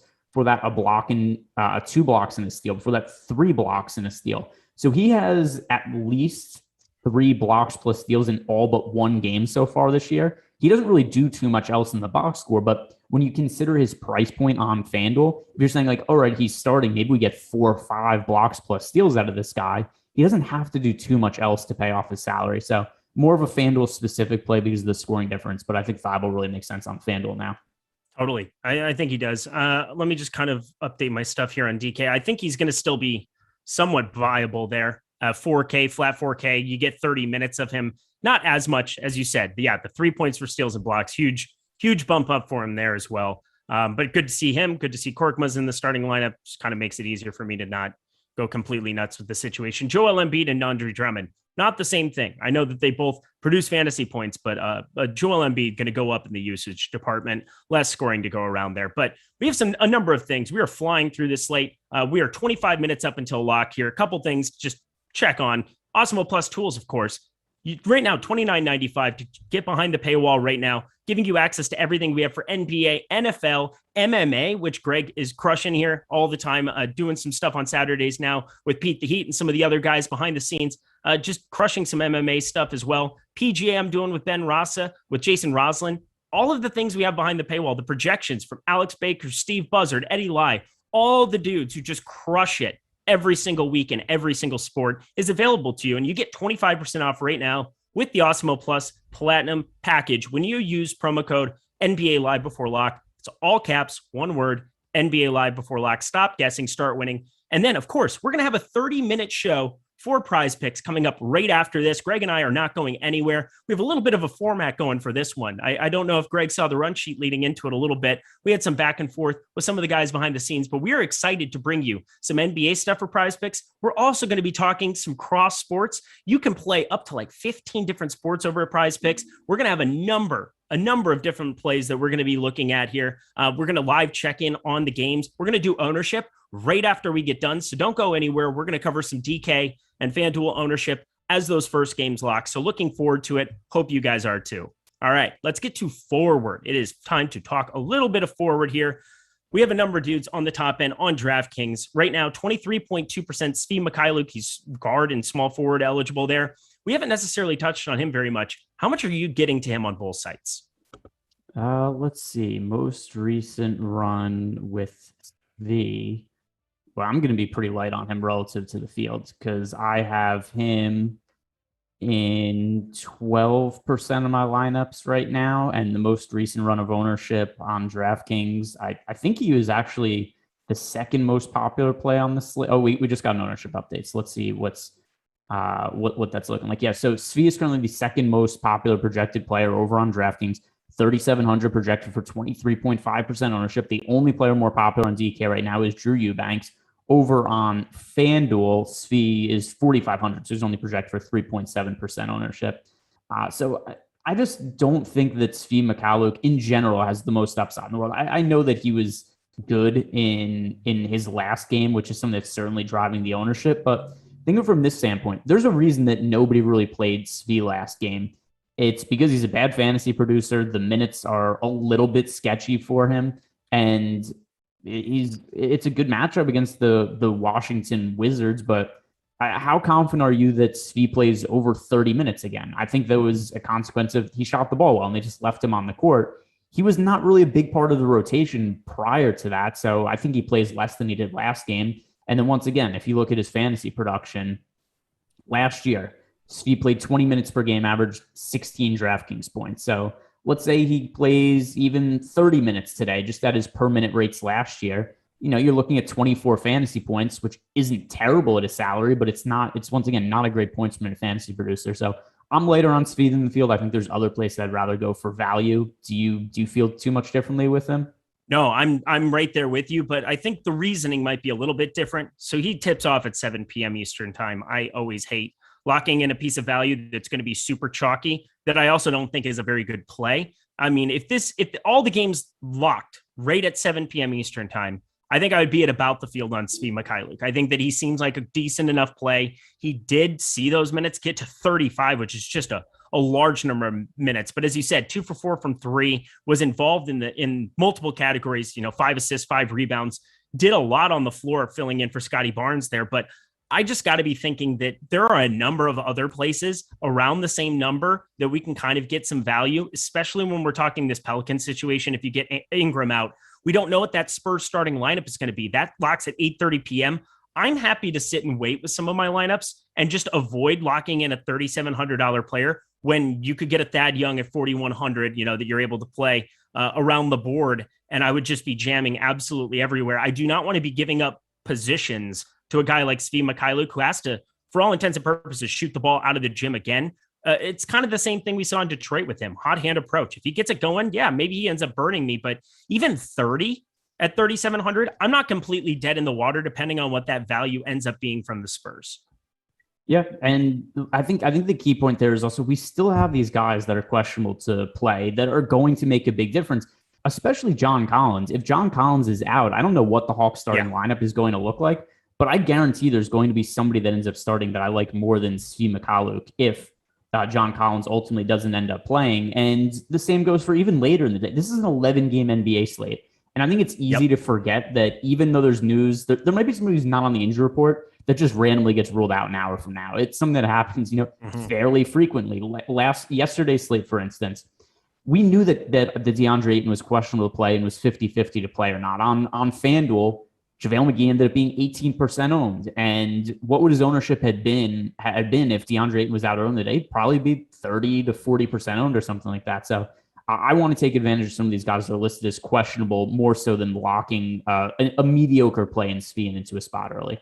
Yeah, I have 5% of Svi. So in my 40 lineups, I'm just happy with that. I don't think that there's any problem with me going that direction. I'm just going to kind of be riding with that. I think that that's kind of a better way to play DFS over a long term than jamming in a piece of chalk. I mean, we can also just default to something like the boom bust tool in some of these situations, but it's hard to encapsulate what those other plays look like relative to Svi right now. Because there are a lot of unknowns, but you just need to have roster spots open.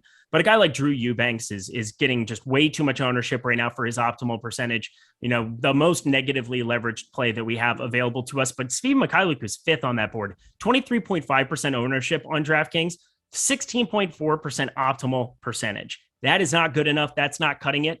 Just wait with your lineups. And yeah, maybe Svi goes out and torches you here for 30, 35 points or something.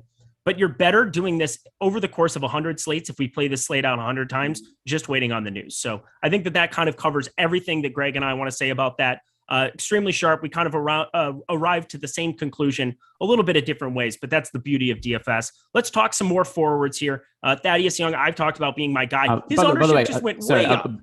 Before we get too far past it, we had some super chats we got a little while ago that we didn't hit on yet. So I've got that here just for you. Circle back and make sure we get some. Just only 18 minutes until lock. Good man, Arcathelza. Why do I still like Thad Young if he doesn't start? Because he's really good at fantasy basketball. And just the leverage you're getting off of Drew Eubanks. So just before you referenced our boom bust tool, which basically we run simulations here, and then we find out okay, how many times did X player land in the optimal lineup? And Drew Eubanks is one of the players most likely to land on the optimal lineup tonight. He is going to be in the best possible lineup 19% of the time in our projections. However, he is projected for 35.3% ownership. So he's going to be about double the ownership of what his odds are of being in the optimal lineup. And we have to ask ourselves, what happens if Drew Eubanks fails? What has to happen for him to not have a good game? The most obvious path is he just doesn't play well. But there's also a situation where he gets in foul trouble and Thaddeus Young picks up extra minutes, or Thaddeus Young just plays well and gets more of the minutes that Drew Eubanks would have gotten otherwise. So the most logical path for Drew Eubanks failing is going to be that Thaddeus Young plays really well, which is not crazy to consider, as is. I have the minutes projected really similarly between the two of them. And I know that Drew Eubanks is cheaper on DK than Thad Young, but still, we have a track record of Thaddeus Young being a good fantasy producer. He hasn't really cracked the Spurs rotation in a meaningful way so far, but he's played fairly well in some recent games he's been on the court. So the main reason to like Thaddeus Young in tournaments is the leverage you're getting off of Drew Eubanks. Agreed. Malik Beasley coming in 23.3% as well. We're looking at a number of these guys because he's small forward eligible. There you go. That would be why. Furkan Korkmaz, we just got the news that he's officially starting. That's good to see. I think I was already going to get to a little bit, nothing crazy. Not my favorite play in the entire world, but better play for me than I think playing Svi. I don't know if the ownership or the rostership gets up to the same kind of number there. Gary Trent Jr., Draymond Green, who are some of the more popular plays that you're getting to the most at the forward position? By the way, we have another super chat, and John Collins is playing, so we should. Okay, that's good. John Collins in, so there you go. We don't have to kind of re-scramble and figure out certain things with that. That game's the standalone 7:30 p.m. game against Brooklyn. It's the only one that we have to cover. We're leading up to it after the show. That's kind of nice. We get to focus a little on PrizePicks there. We'll still talk and react to any news that is going on and kind of give you our first takes on everything. So don't go anywhere. All 3.4K of you. Great to see you all here. Hit that like button and stick around for that PrizePicks show afterwards. But another one, Sold Dope, FanDuel, Van Vliet Wade versus Korkmaz OG and Beasley thoughts. So kind of a 2-for-1, I'm assuming there a little bit. So Van Vliet, Wade, Korkmaz OG, where are you going? See, so Van Vliet and Wade or Korkmaz and OG Anunoby. So for FanDuel, I prefer the Korkmaz and OG Anunoby combination. As for Malik Beasley, I haven't really put much thought into Beasley for this slate. So let's see. He's crazy popular right now. 23.3%. So Beasley, that's an odd amount of ownership to me. I mean, I have him projected okay on a points per dollar basis, but not anything that would scream you have to play him at 4,100. Now, I know that there's going to be no D'Angelo Russell in the lineup, but I still think I think Patrick Beverley benefits more than Beaslly does. I'm not really enthralled with any of it. I have 5% Malik Beasley. I'm just not getting there whatsoever. I mean, Malik Beasley shot the ball out of the gym against Denver, played really well in that spot, and then just he played 32 minutes, but for all intents and purposes, didn't shoot the ball very well. 4 for 16, 3 for 12 from 3, 4,100. I guess, I mean, if you expect that usage to kind of look the same, 23% or better in those last two, you could maybe be looking at him as a play. I mean, I think this is a result of Chetty kind of coming off the board and where are other people going to go? You know, well, it's largely because Russell's out and Beasley played well last game, but I'm expecting Patrick Beverley to start tonight. I would feel differently if Beasley was starting, but I think the starting five is going to be Beverley moving into the starting lineup and Beasley still coming off the bench. So, I think that once again, I would feel differently if we get the starting lineup and Beasley comes out. I just think that Beverley starts. I agree. And I mean, Beasley hasn't started a single game all year. I know this because my dad literally just, he just screams about the Timberwolves all the time. He's just a Midwestern man who just loves his Minnesota Timberwolves and doesn't want Malik Beasley on his basketball team anymore. So there's that. Let's go to the rest. Sorry, I keep cutting you off, but there was one more super chat that we missed. Oh my God. It was from Sean Gadet, who's saying, what are you guys doing with Brandon Ingram, given that we won't have news by lock? 13 minutes to lock stands the reason we're not going to be getting Brandon Ingram news. So for me, I have Brandon Ingram in right now. I have some exposure to him in my player pool. But one thing that's nice about a slate of this size, and the game starts at 10 o'clock, it's not that hard to make swaps later on if you're just holding a spot with Brandon Ingram in it, because we have the Charlotte Golden State game, which I think there's a fair amount of guys that we could pivot to. New Orleans, Sacramento also, I think there's some guys around that price point that I wouldn't mind getting to. So I just have Brandon Ingram in right now, and I would try to be making some swaps off him to some of the guys who are kind of comparably priced to him on DraftKings. This FanDuel is a little bit harder, but do you have any real strong lean on whether Ingram plays or not? I don't have a strong lean, but I right now was building with the intent of him being out. I wouldn't get to a crazy amount of him. I don't know what the minutes would look like. I'd assume that with a guy like Brandon Ingram, he's a full go and you're going to play him regularly, or he's not. 8,100 against Sacramento. He's popping in our projections. We have him in for 33.5 right now. I think that sets up really, really nicely. But I didn't have any exposure. I think I'll be able to easily kind of find my way onto a little bit. because I'll have a couple of roster spots in LaMelo Ball and a few of these lineups. De'Aaron Fox is somebody that I was getting to a tiny bit as well. I'll have enough, and I can kind of make that decision around 8 p.m. before I get to that Clippers Minnesota game, which we did get Patrick Beverley is starting news as well. We also got the bombshell we got to just kind of jump to now. Drew Eubanks is indeed starting here. So Thad Young, I mean, I'm still interested because I think that if he plays some minutes, but I'm definitely not going to have the amount of Thad Young that I did a second ago. Jakob Poeltl at 3K. I think he, no question, being in that starting lineup, it's Murray, White, Johnson, McDermott, Eubanks. I think Eubanks becomes probably the best value play on the entire slate at 3K. What do you think about him? I mean, I had Eubanks projected for 22 minutes. I had Thaddeus Young projected for 22 minutes. I'm not going to change that based on this. I still think that's about what the minute split is. And there's a little bit of volatility to it in terms of, could Eubanks play well and just get the majority of the run? Yes. Could he come out at the first or second whistle and Thaddeus Young goes in and plays well and just plays most of the minutes?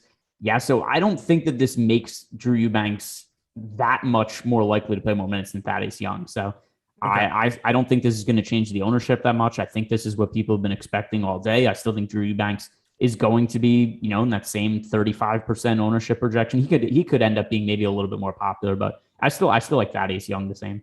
Okay. Well, I mean, I'm still going to get to him. I still believe in that play a lot. I'm surprised that his ownership got up as high in our last run as what it did, but I digress. It sure enough got there. No doubt about it. Darren Anderson, another super chat. You guys are just the best. All these super chats today. Really appreciate it. Thought on Cam Reddish, chalk pivot, DK, average 1 fantasy point per minute. I'm not going to be playing him on DK. Reddish has been surprisingly good this year, but even so, I'm not going to be playing him. I don't totally buy into how well he shot, although it does match the eye test. If you watch him play, he looks way bigger this year, a lot more physical. He's going through contact. He's been drawing more fouls. I don't buy that he's going to continue to shoot the 3 ball as well as he has. And while he has produced consistently well from a fantasy perspective, I think his viability as a play today was definitely reliant on John Collins being out, because then Reddish could have potentially started, or at the very least seen an uptick in minutes. But still, I think as well as he's played this year, the playing time, he's yet to play more than 27 minutes in a game this season. It's an 11-game slate. There's a lot of options. So I just think there's better guys to go to. All right, beautiful. All right. Anything else from the forward position? Is there somebody that you really want to touch on that isn't getting any kind of ownership whatsoever that we haven't spoken about yet?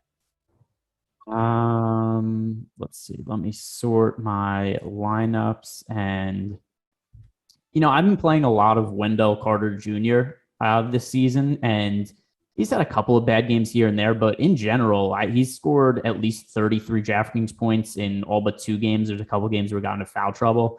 I think that the field is so apt to just go roster Mo Bamba because, Bamba has been really good this year, but it's always led to Wendell Carter kind of getting slept on, in my opinion. So Carter today, he's projected for 12% ownership right now over on DraftKings. On FanDuel, he is projected for 9.5% ownership. He's somebody I have in a little over 20% of my lineups on both sides. So I've been playing, especially on some of these slates where Bamba's been really popular. I think Wendell Carter's made for a really good pivot play. And then ultimately what we've ended up seeing, just both of them play well. I would think they would be negatively correlated this year, but it just hasn't been the case to this point. So Wendell Carter, once again, I think is somebody worth being overweight to feel. I think I've brought him up on every single Magic slate so far. I think it's probably pretty close. Let's jump over to the center position here to kind of round everything out.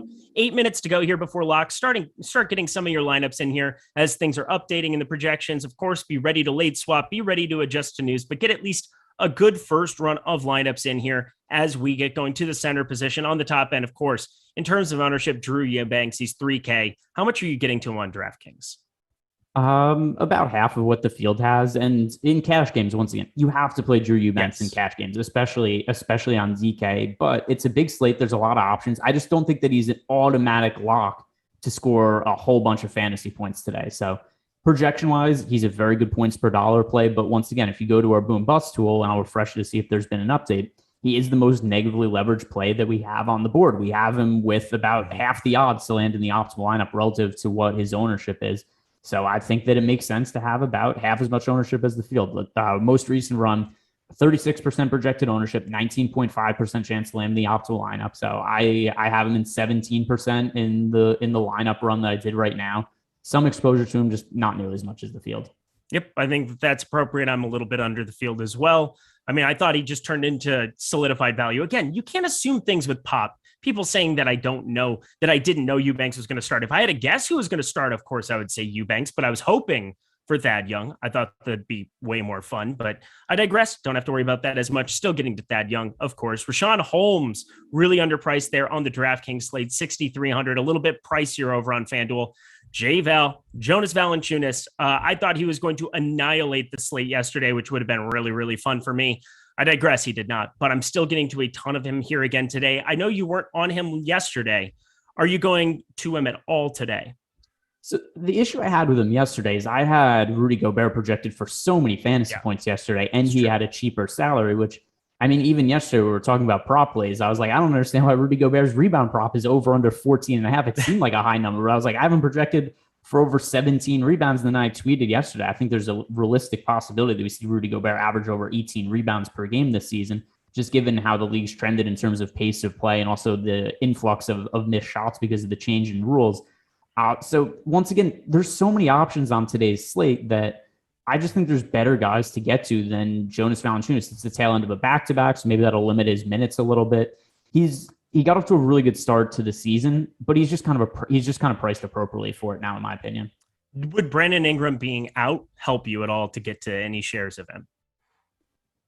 Not really. I mean, he was out yesterday, and I still didn't really play much Jonas Valanciunas. That's true. It's a big slate. There's a lot of centers, and I think that I just think he's fairly priced. Okay, that's totally fair. I'm gonna just keep playing him because. By the way, really quick, we have a super chat here I want to get to. Oh, perfect. Do it. Miami Mike, who may be a little bit of bias in this question, but Miami Mike 305 asking thoughts on Tyler Hero. Now, why could Miami Mike be curious about Tyler Hero, who on a slate the heat or not on? But yeah, that's also something. I think that he's likely to win. At least if the season ended today, he no doubt wins Sixth Man of the Year. He's gone from being like 7-1 to win Sixth Man of the Year. Now, depending what book you're looking at, like plus 200, plus 300. My thoughts are, I think that he's an okay bet to win Sixth Man of the Year. Don't play him today. Don't play him today. It'd be tough if you could find a way to play him today. I still don't think you probably want to. Somebody spamming the chat. Don't do stuff like that. But it's all right, I suppose. We're getting close to locks. 4 minutes to go. Let's round out the center position here. Who are the guys that you're getting to the most over there?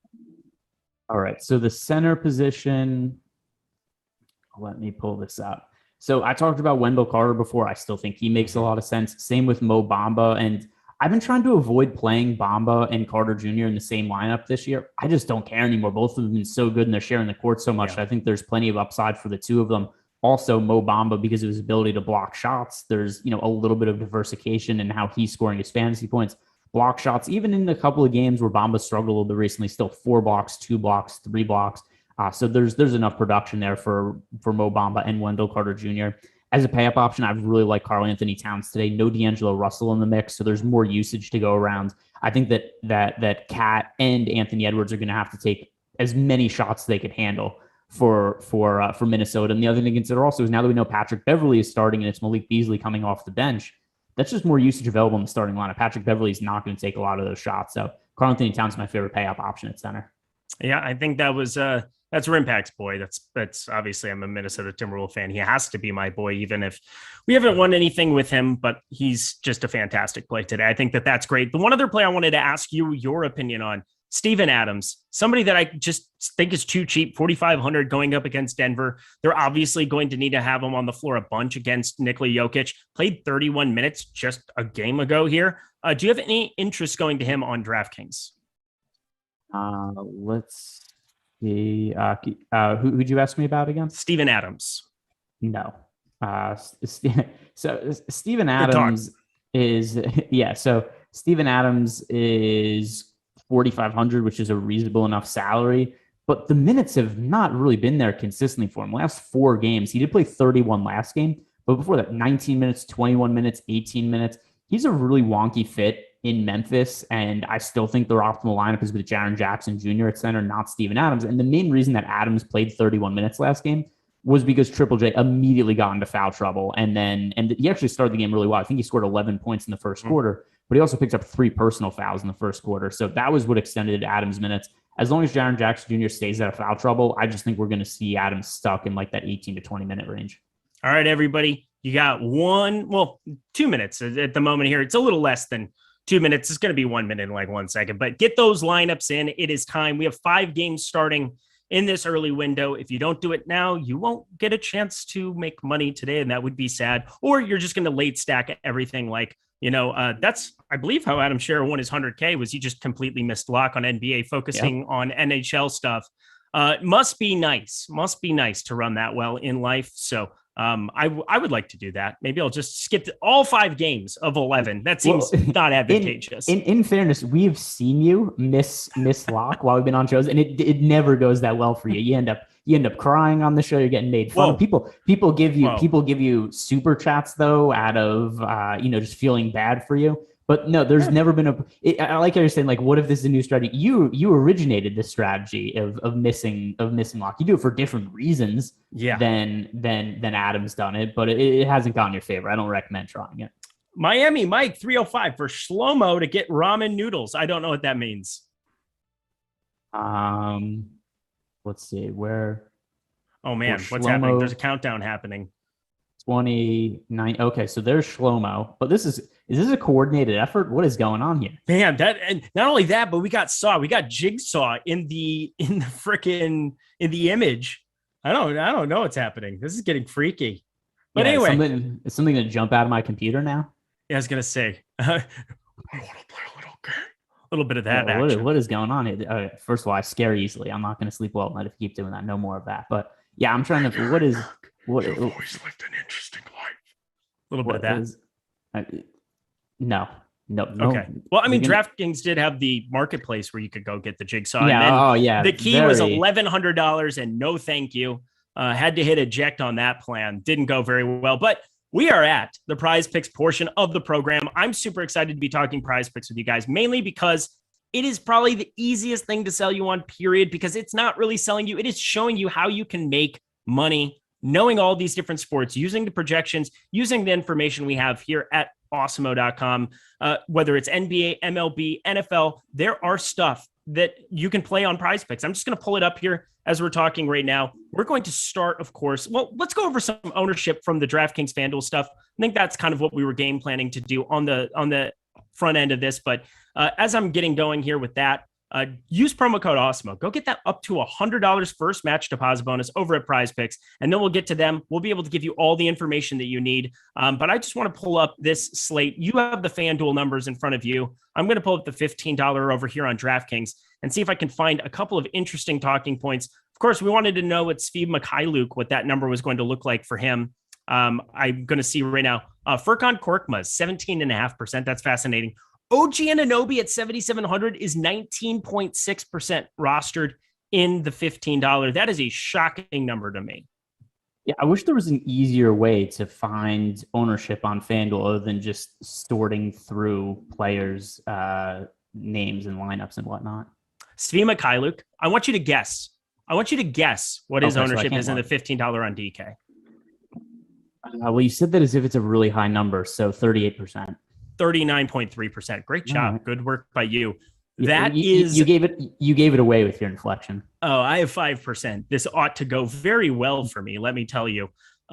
Holy crap. That's a freaky fade now at this point in time. So of course, the incoming 6 for 8 from 3. We need to throw Eric a bachelor party. This is my bachelor party. We have 28 minutes of us hanging out together. What could be better than do you like my sweater? That's Eric's bachelor party is we all get together and max enter the nickel arcade on FanDuel. I don't know if I can play it, but yes, I would love to. That would be a lot of fun to do that. I know Jordan Klein likes to partake in such things. By the way, 10th place. Congratulations, Jordan Klein, on your nickel entry the other night. Well done. Thumbs up. Thank you so much. But let's talk some PrizePicks here. I just wanted to take a look at some of the ownership as we're getting going. If there's anything else that somebody finds to be fascinating in the chat, throw it in there. Furkan Korkmaz, 17.5%. I brought that up. Evan Mobley, 8.7%. Colin Sexton, 11.3%. That's about appropriate. 10.4% for Ed Van Fleet. Let me know what Dean Wade. 7% on Dean Wade. That's kind of a fascinating number to see. Did you say 17% or 7%? 7. I mean, that's about what I think that's exactly what we had him projected for, isn't it? Yeah, but I mean, 3,100. That seems like, you know, in a game where you'd pounce on value. Oh, here's the worst ownership number of the entire day. I'm just going to read this off before we get started. George Niang, Iowa State's finest. I love him, but I don't love him to the tune of 16.8%. I think that's an egregious number. Well, it's an overreaction to what happened last game, which was, we're looking at a situation where people are seeing like, okay, there's no Tobias Harris, there's no Danny Green. Therefore, George Niang is just going to step in and hit 100% of the shots like he did off the bench last game. But don't forget is that not only is he unlikely to replicate that kind of shooting performance, Joel Embiid's back. So there's less usage to go around in that offense. I mean, I don't think that Niang was a particularly good play on the slate. I've been projected for 19 fantasy points, which, relative to his price point is not really what you're looking for. But look at his per minute production over the course of his career. And, so far this year, he's playing 20 minutes per game. He averages 18 DraftKings points. Not terrible, not good either. But look at the bigger sample sizes. Last year, plays 16 minutes per game for Utah, averages 12.5 fantasy points. The year before, 14 minutes per game, 10.5 fantasy points. It's very unlikely to me that he plays north of 30 minutes in this spot. So if we're looking at, let's say, 26 minutes for George Niang at his, current point per minute rates, then once again, you're looking at 18 to 22 fantasy points on a slate of this size. It's probably not enough to get it done. All right. We got another $20 super chat from Miami Mike 305. I'm going to do it in the Jigsaw voice because big fan of American Great. There you go. What did you just say? I didn't understand. Big fan of American Great. It's kind of I really like this bit. I think this is my favorite thing you've ever done. It's definitely I hope not keep me awake at night. I hope not. To PrizePicks we go, everybody. So PrizePicks, I'm telling you right now, if you haven't had an opportunity over there, I'm going to just explain how it works. It's super easy. Daily prop-based contests. Doesn't get much easier than that. You play up over, you play an under on any of these plays, but they have hundreds and hundreds of props that are listed in multiple sports. And tonight, especially, tonight is a really good night to head over there. They've got a bunch of promotions going all the time in order for you to win a little bit extra money. They've done stuff like Patrick Mahomes. If he throws one passing yard, and you can make a joke about that being something that's rational now with Kansas City. But tonight, they have 10X on a 3-pick power play where you play Luka Doncic, Steph Curry, and Kevin Durant, where it's boosted from 5X up to 10X. That's better than you're going to find at a sports book. Of course, you're locked into playing those 3 plays, but I still think that there might be some kind of a path where we can maybe find some value out of that. So we're looking at first half. You can play full game. You can play fantasy score. You can play single stats. You can play whatever you want for those 3 players, Luka Doncic, Steph Curry, Kevin Durant. So we're going to start looking at those 3 plays and see if we can't find something to 10X for you. Starting with Luka Doncic. Go ahead. So I keep doing this to you, but somebody also messaged us on Twitter during the show, and he thinks that I'm making up all these super chats just to cut you off. But Kristaps Porzingis was just ruled out. So here's what I think we should do. Let's look at some of the Dallas Mavericks props over on PrizePicks. Then we could also talk about the DFS implications. Then we could talk about the promo on PrizePicks. But I still want to make sure we get to that news with Porzingis out. Love that. So Porzingis is out. We've talked repeatedly about how it doesn't necessarily always affect his entire fantasy output, but it affects Jalen Brunson and Dorian Finney-Smith and Tim Hardaway Jr. and those guys for sure. I'm looking at a guy like Jalen Brunson, 13.5 points. I mean, it looks like it was kind of efficiently put together as if that's a number you would have with Porzingis out already. I'm not sure if you agree or disagree with that. I'm looking to see, do we have a fantasy points projection for over on PrizePicks for Brunson? It's a great call. So we got a fantasy score. There is not one. Let's see for other Hardaway. No. So Luka's is at. It would help if I spelled Doncic correctly. Luka is. This is a fairly low number actually for Luka. I think 47.5 fantasy points is an over under. Kind of regardless if Porzingis was in or out, I think it's a little bit too low for Luka. He's struggled a little bit to start the season, but that's going to be better going forward. So over 47.5 for Luka, a little more usage for him with Porzingis out. The assist rate drops for Doncic when Porzingis is off the court, but that's made up for by the increased usage. So give me over 47.5 fantasy points there for Luka. Oh, I love that call. 47.5 just going to be too low.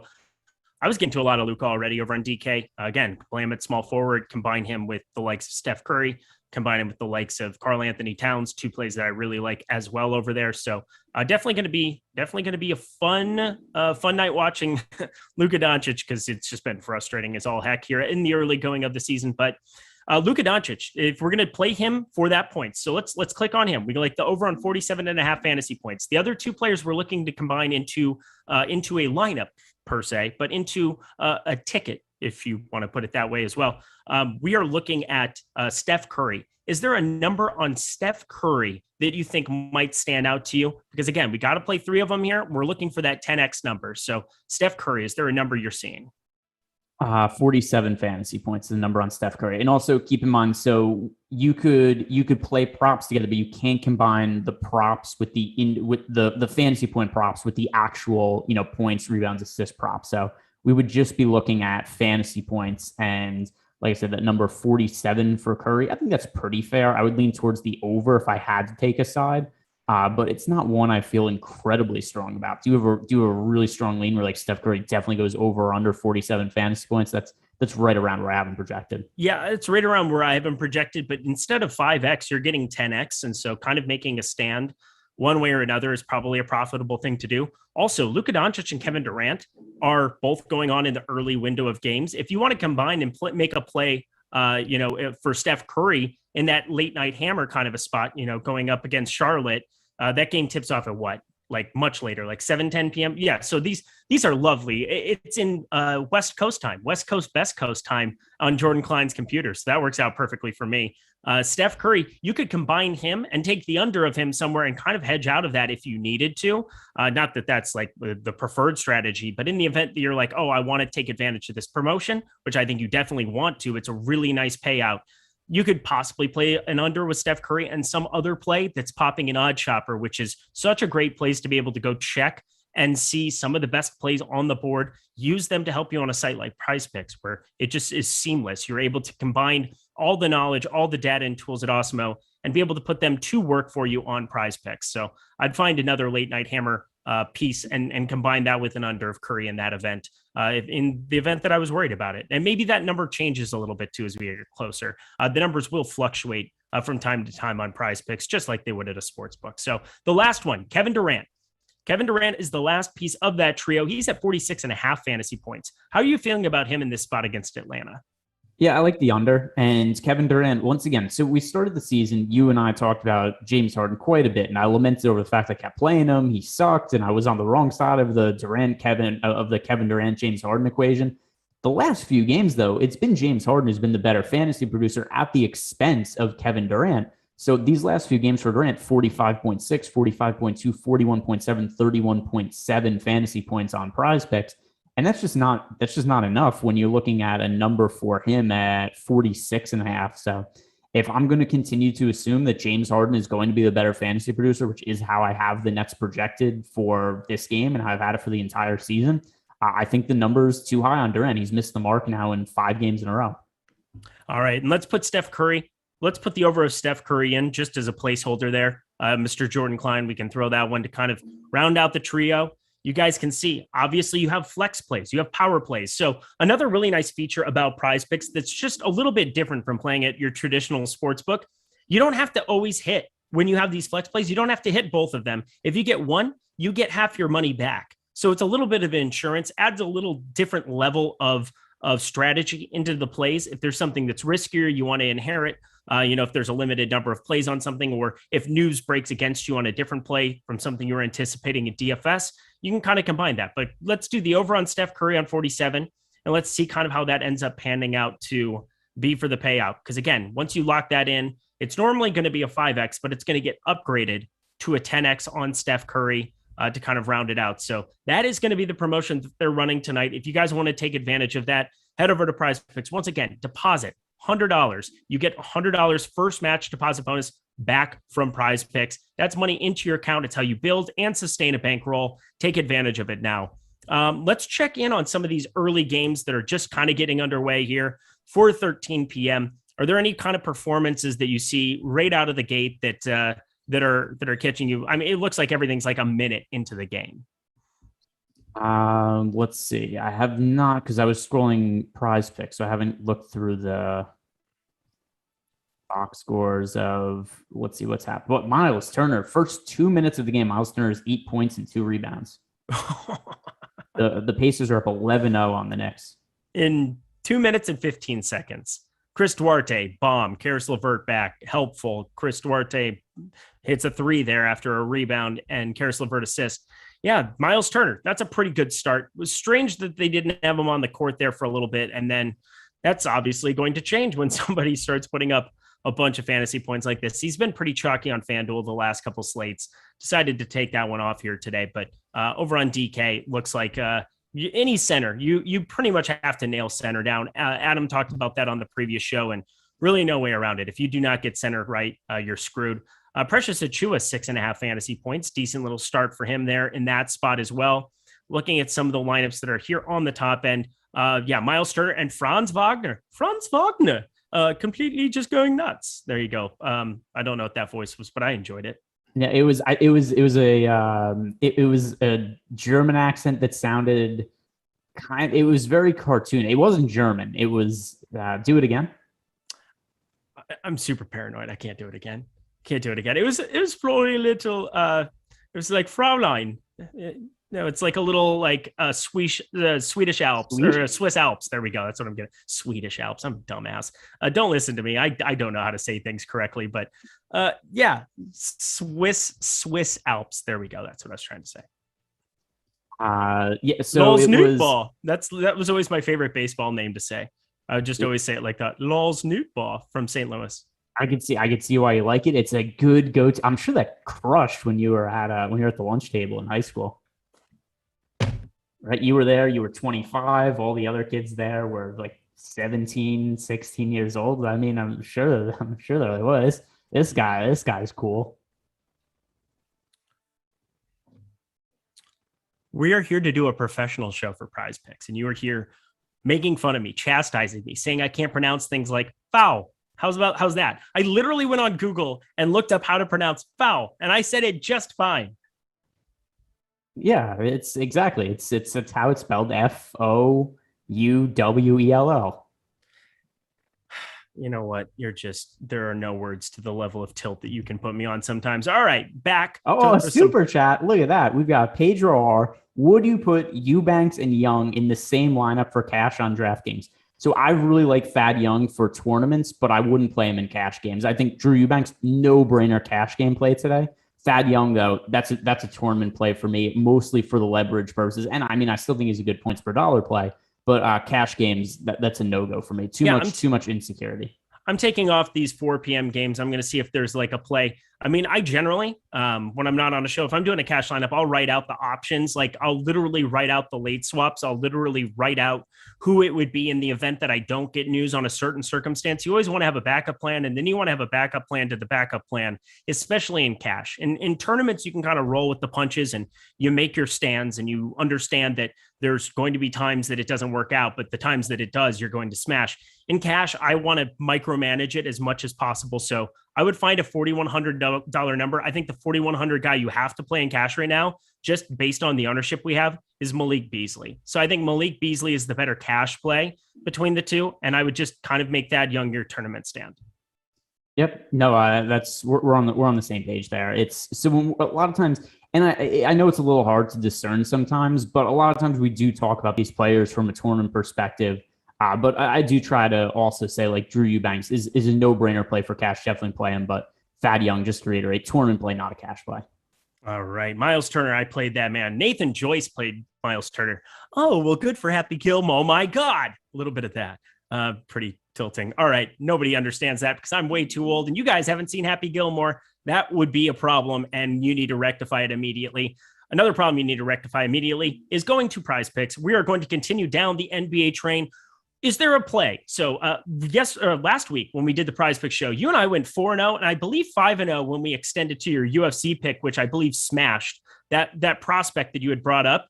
I don't know who it was, but he absolutely Hamzat Chimaev, who So Chimaev, and I know people aren't here to listen to us talk about MMA, but he's had 4 fights in the UFC. He has had 1 strike landed on him in 4 fights. He just goes out good? and he just big brothers dudes. He comes out, drags him to the ground, beats the crap out of him, chokes him out, ground and pound, whatever he wants. Just has his way with dudes. So Khamzat Chimaev was definitely somebody again, but we can't do that this week because there's no UFC card for this weekend. Oh, it sucks. I mean, there's UFC that's going to be listed, but yeah, that's not till next weekend. So our trifecta that we're going to finish out, our 5-teamer that we're going to finish out with, where we cover a different sport in every single one, which is by far my favorite part of the PrizePicks program from last week. Again, 5-0, absolute smash. Also, I like to think I'm the Tremaya of this show, where I'm avoiding your verbal barbs. I'm just, too quick for you.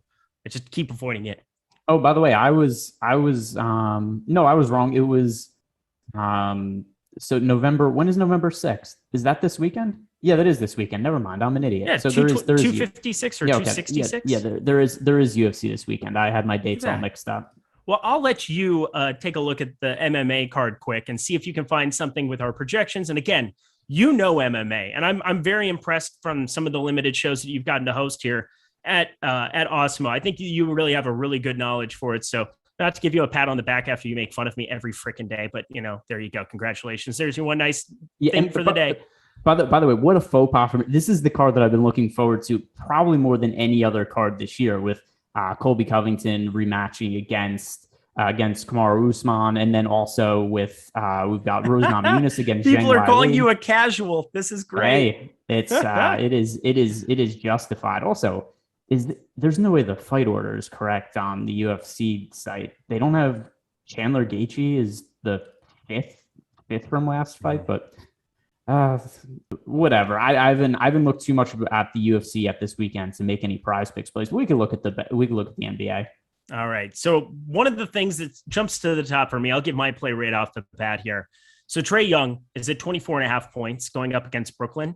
I think that's too high. I'm going to be taking the under. There's a number of players, whether it's Bogdanovich, Cam Reddish, number of guys are starting to get some shot volume for this Atlanta team. John Collins is now in. That's another guy that offensively can get some things done as well. Trae Young going to be involved a lot for this basketball team. The one thing that always concerns me from a DFS perspective is he doesn't have a great rebounding rate, and you kind of want to get guys that you're paying $9K for on a daily basis to get some rebounds here and there. His price is starting to come down and kind of normalize a little bit there, but we're talking just points. I like the under for 24.5 points for Trae Young going up against James Harden and company. So that's going to be one that I like. The NBA player props tool, which is completely free over at Awesemo right now, that has it at 25.5 is the prop line for that one, but it's a 75% expected win percentage. I think that 1 point differential will drop it to around 65%, 60%, but that's still a really good expected win percentage to take advantage of.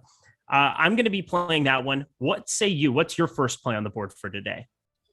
Let's see. So let's look at, we have to correlate props together here because you can't mix and match the player props with the over under for fantasy points. So just keeping it to the player props. Let's see what numbers exist now that maybe didn't before the show started, and also taking out the games that have already started. So has the Sixers game has already started. Also, so I want to point out one sharp thing that we did last week. We both kind of came to the conclusion on James Harden that 5.5 free throws made was just such an egregious prop. I mean, that was you. I'm not going to take any credit for it. Well, thank you. I was saying we. This is a you and me. This is a team effort. There's no I in team, but there's an I in Eric, I suppose. So there's that. Let that resonate with you. But I'm looking at James Harden right now. 3.5 free throws made is the line for him for PrizePicks. That's adjusted by 2 full free throws. I'm just going to say we're a little bit ahead of the curve over here. I mean, and I think that number makes sense to hit the over when we consider that James Harden 2 games ago took 19 free throws. It does seem like it's something that he's getting a little bit more comfortable with, like we were talking about before, with him adjusting to the rules. And is his free throw rate going to be the same this year as it was last year? No, it's probably never going to be the same that it has been in the past.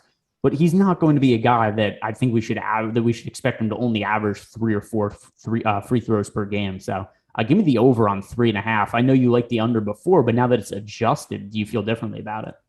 Do you feel like James Harden's getting the squeaky wheel narrative that we talk about in other sports, where it's the squeaky wheel saying, "Oh, I don't get any fouls called, everything goes against me," and now it's kind of they're kind of adjusting and maybe calling the other team a little bit tighter on James Harden just because it's a little bit of an overcorrection?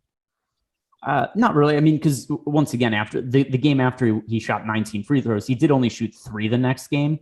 I think more so it's just he has to adjust to what the new rules are, and he just has to play basketball. He's done a lot, and that's really what the new rules were trying to prevent, is trying to take these plays that are non-basketball plays that lead to positive basketball results, where somebody's just foul hunting like James Harden, trying to hook a defender's arm to draw a free throw, or doing stuff where like you're jumping, but you're shooting, but you're jumping into a player. You know, as long as he goes out and just plays basketball and isn't actively trying to draw fouls, I think he's going to be fine. And that is ultimately going to lead to more free throw attempts. And that's really what I think happened that 2 games ago where he took 19 free throws. So I like the over, but not because I think there's something where refs are just going to give him more foul calls, just because I think that on average, we're going to see James Harden draw more free throws than what he did to start the season, because it was just so far off what his career norms are. All right, let's find one more pick. How about the chat? Give us some NBA prize picks. I saw the Usman call. We'll get to that when we round out with our 5-pick parlay to finish everything out from all of the sports that we're going to encapsulate. We're going to shoot for the moon together. We're going to talk a little NHL. We're going to talk a little PGA. We're going to talk a little MMA. We're going to have a number of these to kind of be putting together.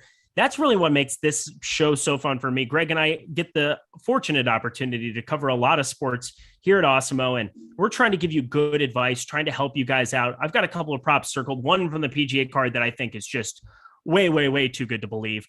So I'm very excited about that. And of course, the show that's going to be on starting at 5 p.m. out here on the West Coast, 8 p.m. Eastern time, we have the PGA Live Before Lock, the Mayakoba. We're going to be talking all things down in Mexico for the golf tournament. A lot of big names in the field for that. So it's going to be a really good one. Finally, a cut event again. So looking forward to it here. But one more play. We've got Edwards over on rebounds.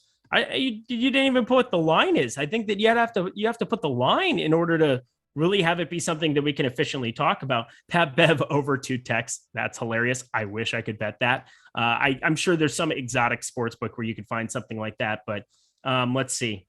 I'm going to find this Edwards rebound prop. My guess, with D'Angelo Russell, on 5.5 rebounds right now for Anthony Edwards. Let me plug in what that ends up being in the Awesemo tool. Go ahead. Under. We want the under on 24.5 Trae Young. Yeah. Under for Trae Young. So Anthony Edwards, 5.5 rebounds. Looking at the player props tool, which again is completely free. Go over to awesemo.com, go to the NBA tab, find this prop tool, because it's just going to help you make really positive EV bets. We have right now for his rebounds, Anthony Edwards is at the under. Well, that's of a 6.5 line. Expected ROI 5.5. Yeah, the over on 5.5. 78% expected win percentage. 33% expected ROI. That is a really sharp call. I want to give them a sharp call. We've got Rushaya 5446. Hopefully I pronunciated that right. I don't pronunciate anything correctly, so that would be a huge win for me. But we did get a super chat here from Corey. Of course Bomber we did. That I want Just to make interrupt sure me we hit again. On. Yeah, no, I waited for you to finish that time because I was like, hey, we've got 3 minutes here, and then we can hit it. But yeah, Corey Bomber, as whenever you go on a long sort of thing, I think people just know that's when it's time to super chat. But he is asking Curry, Rozier, and Eubanks, or LaMelo, J-Val, and Powell on DK. Let's see. So Curry, Rozier, Eubanks, LaMelo. I like the second one a lot. Second one looks fun. That looks like an exotic play. That looks beautiful to me. I mean, I guess it's exotic in terms of it's some players that I wasn't considering as much before. Yeah. I'm not considering Rozier whatsoever, if that helps. Yeah, I'm not either. 0%. I'd say both sides are a little exotic other than the Eubanks side. Other than the Eubanks angle. I'll still go with Curry, Rozier, Eubanks. LaMelo, I don't really like Jonas Valanciunas that much for today. Dwight Powell, I think he's an okay but not great play. His minutes weren't terrific last night. If there was a way that there was Thaddeus Young involved in the second combination instead of Powell, I feel better about it. But Yeah, give me. I really don't like Rozier either. I guess LaMelo, Valanciunas, and Powell. Because I'm with you. I don't really like Rozier. All right. Well, we're going to round out this card. So we've got 3 plays here for the NBA, but we have some exotic plays coming up. I'm going to have a golf one, and we're going to skip the NHL one for today because there needs to be no reason. Colin Sexton headed to the locker room. That's, not good for Colin Sexton, probably good for my lineups. Not that anybody cares. We don't cheer for injuries. Those are bad things. But I'm going to talk some golf here for 1 second. And I'm looking at this golf tournament in Mexico. Ricky Fowler, I want better than a 34.5 final finishing place. I want the under. So you're going to have a better finishing place than 34.5. Ricky Fowler is starting to turn a corner a little bit in his golf game. I didn't really know what to make of it when it started here, but this golf course, I think, is going to maybe play a little bit easier. One of the things that he hasn't been doing for the last couple of years is putting the ball really well at all. But over the course of his last 50 rounds, the guy is starting to get the ball a lot better off the tee. I think that this sets up as a pretty good golf tournament for him. Around the green game, is pretty strong, 5th in strokes gained around the green over the course of his last 50 rounds. I just think Ricky Fowler is turned a corner. I'm going to be investing in him a bunch in DFS. I think he makes sense as a PrizePicks play as well. So that's my golf play for you guys to look over there. Combine that to any of your plays that you have going there. But Greg, I'm sure you have something in the MMA that you didn't know was going on this weekend to kind of add to that to round this out for us. Really quick, because the game's about to start, but James Harden over 19.5 points. That is a very low number that I like the over on a lot. Love that. Put that into the card. Let's take Trae Young off. I think I might like that one even a little bit more than the Trae Young. I think also, you probably can't combine. You have to take the free throws made 3.5. You have to remove that. So it'd be 19.5 points. So don't take the Trae Young one off. But MMA, huge card this weekend. Looks pretty exciting. Who do you have here? I know people were talking about Usman in the chat down there as somebody you could bet on significant strikes. So the significant strikes for Usman are set at 95.5. And yeah, I think that is a pretty favorable number, especially when you consider the first fight that Usman and Covington had and how it played out on the feet. I do think this one's going to be a little bit different.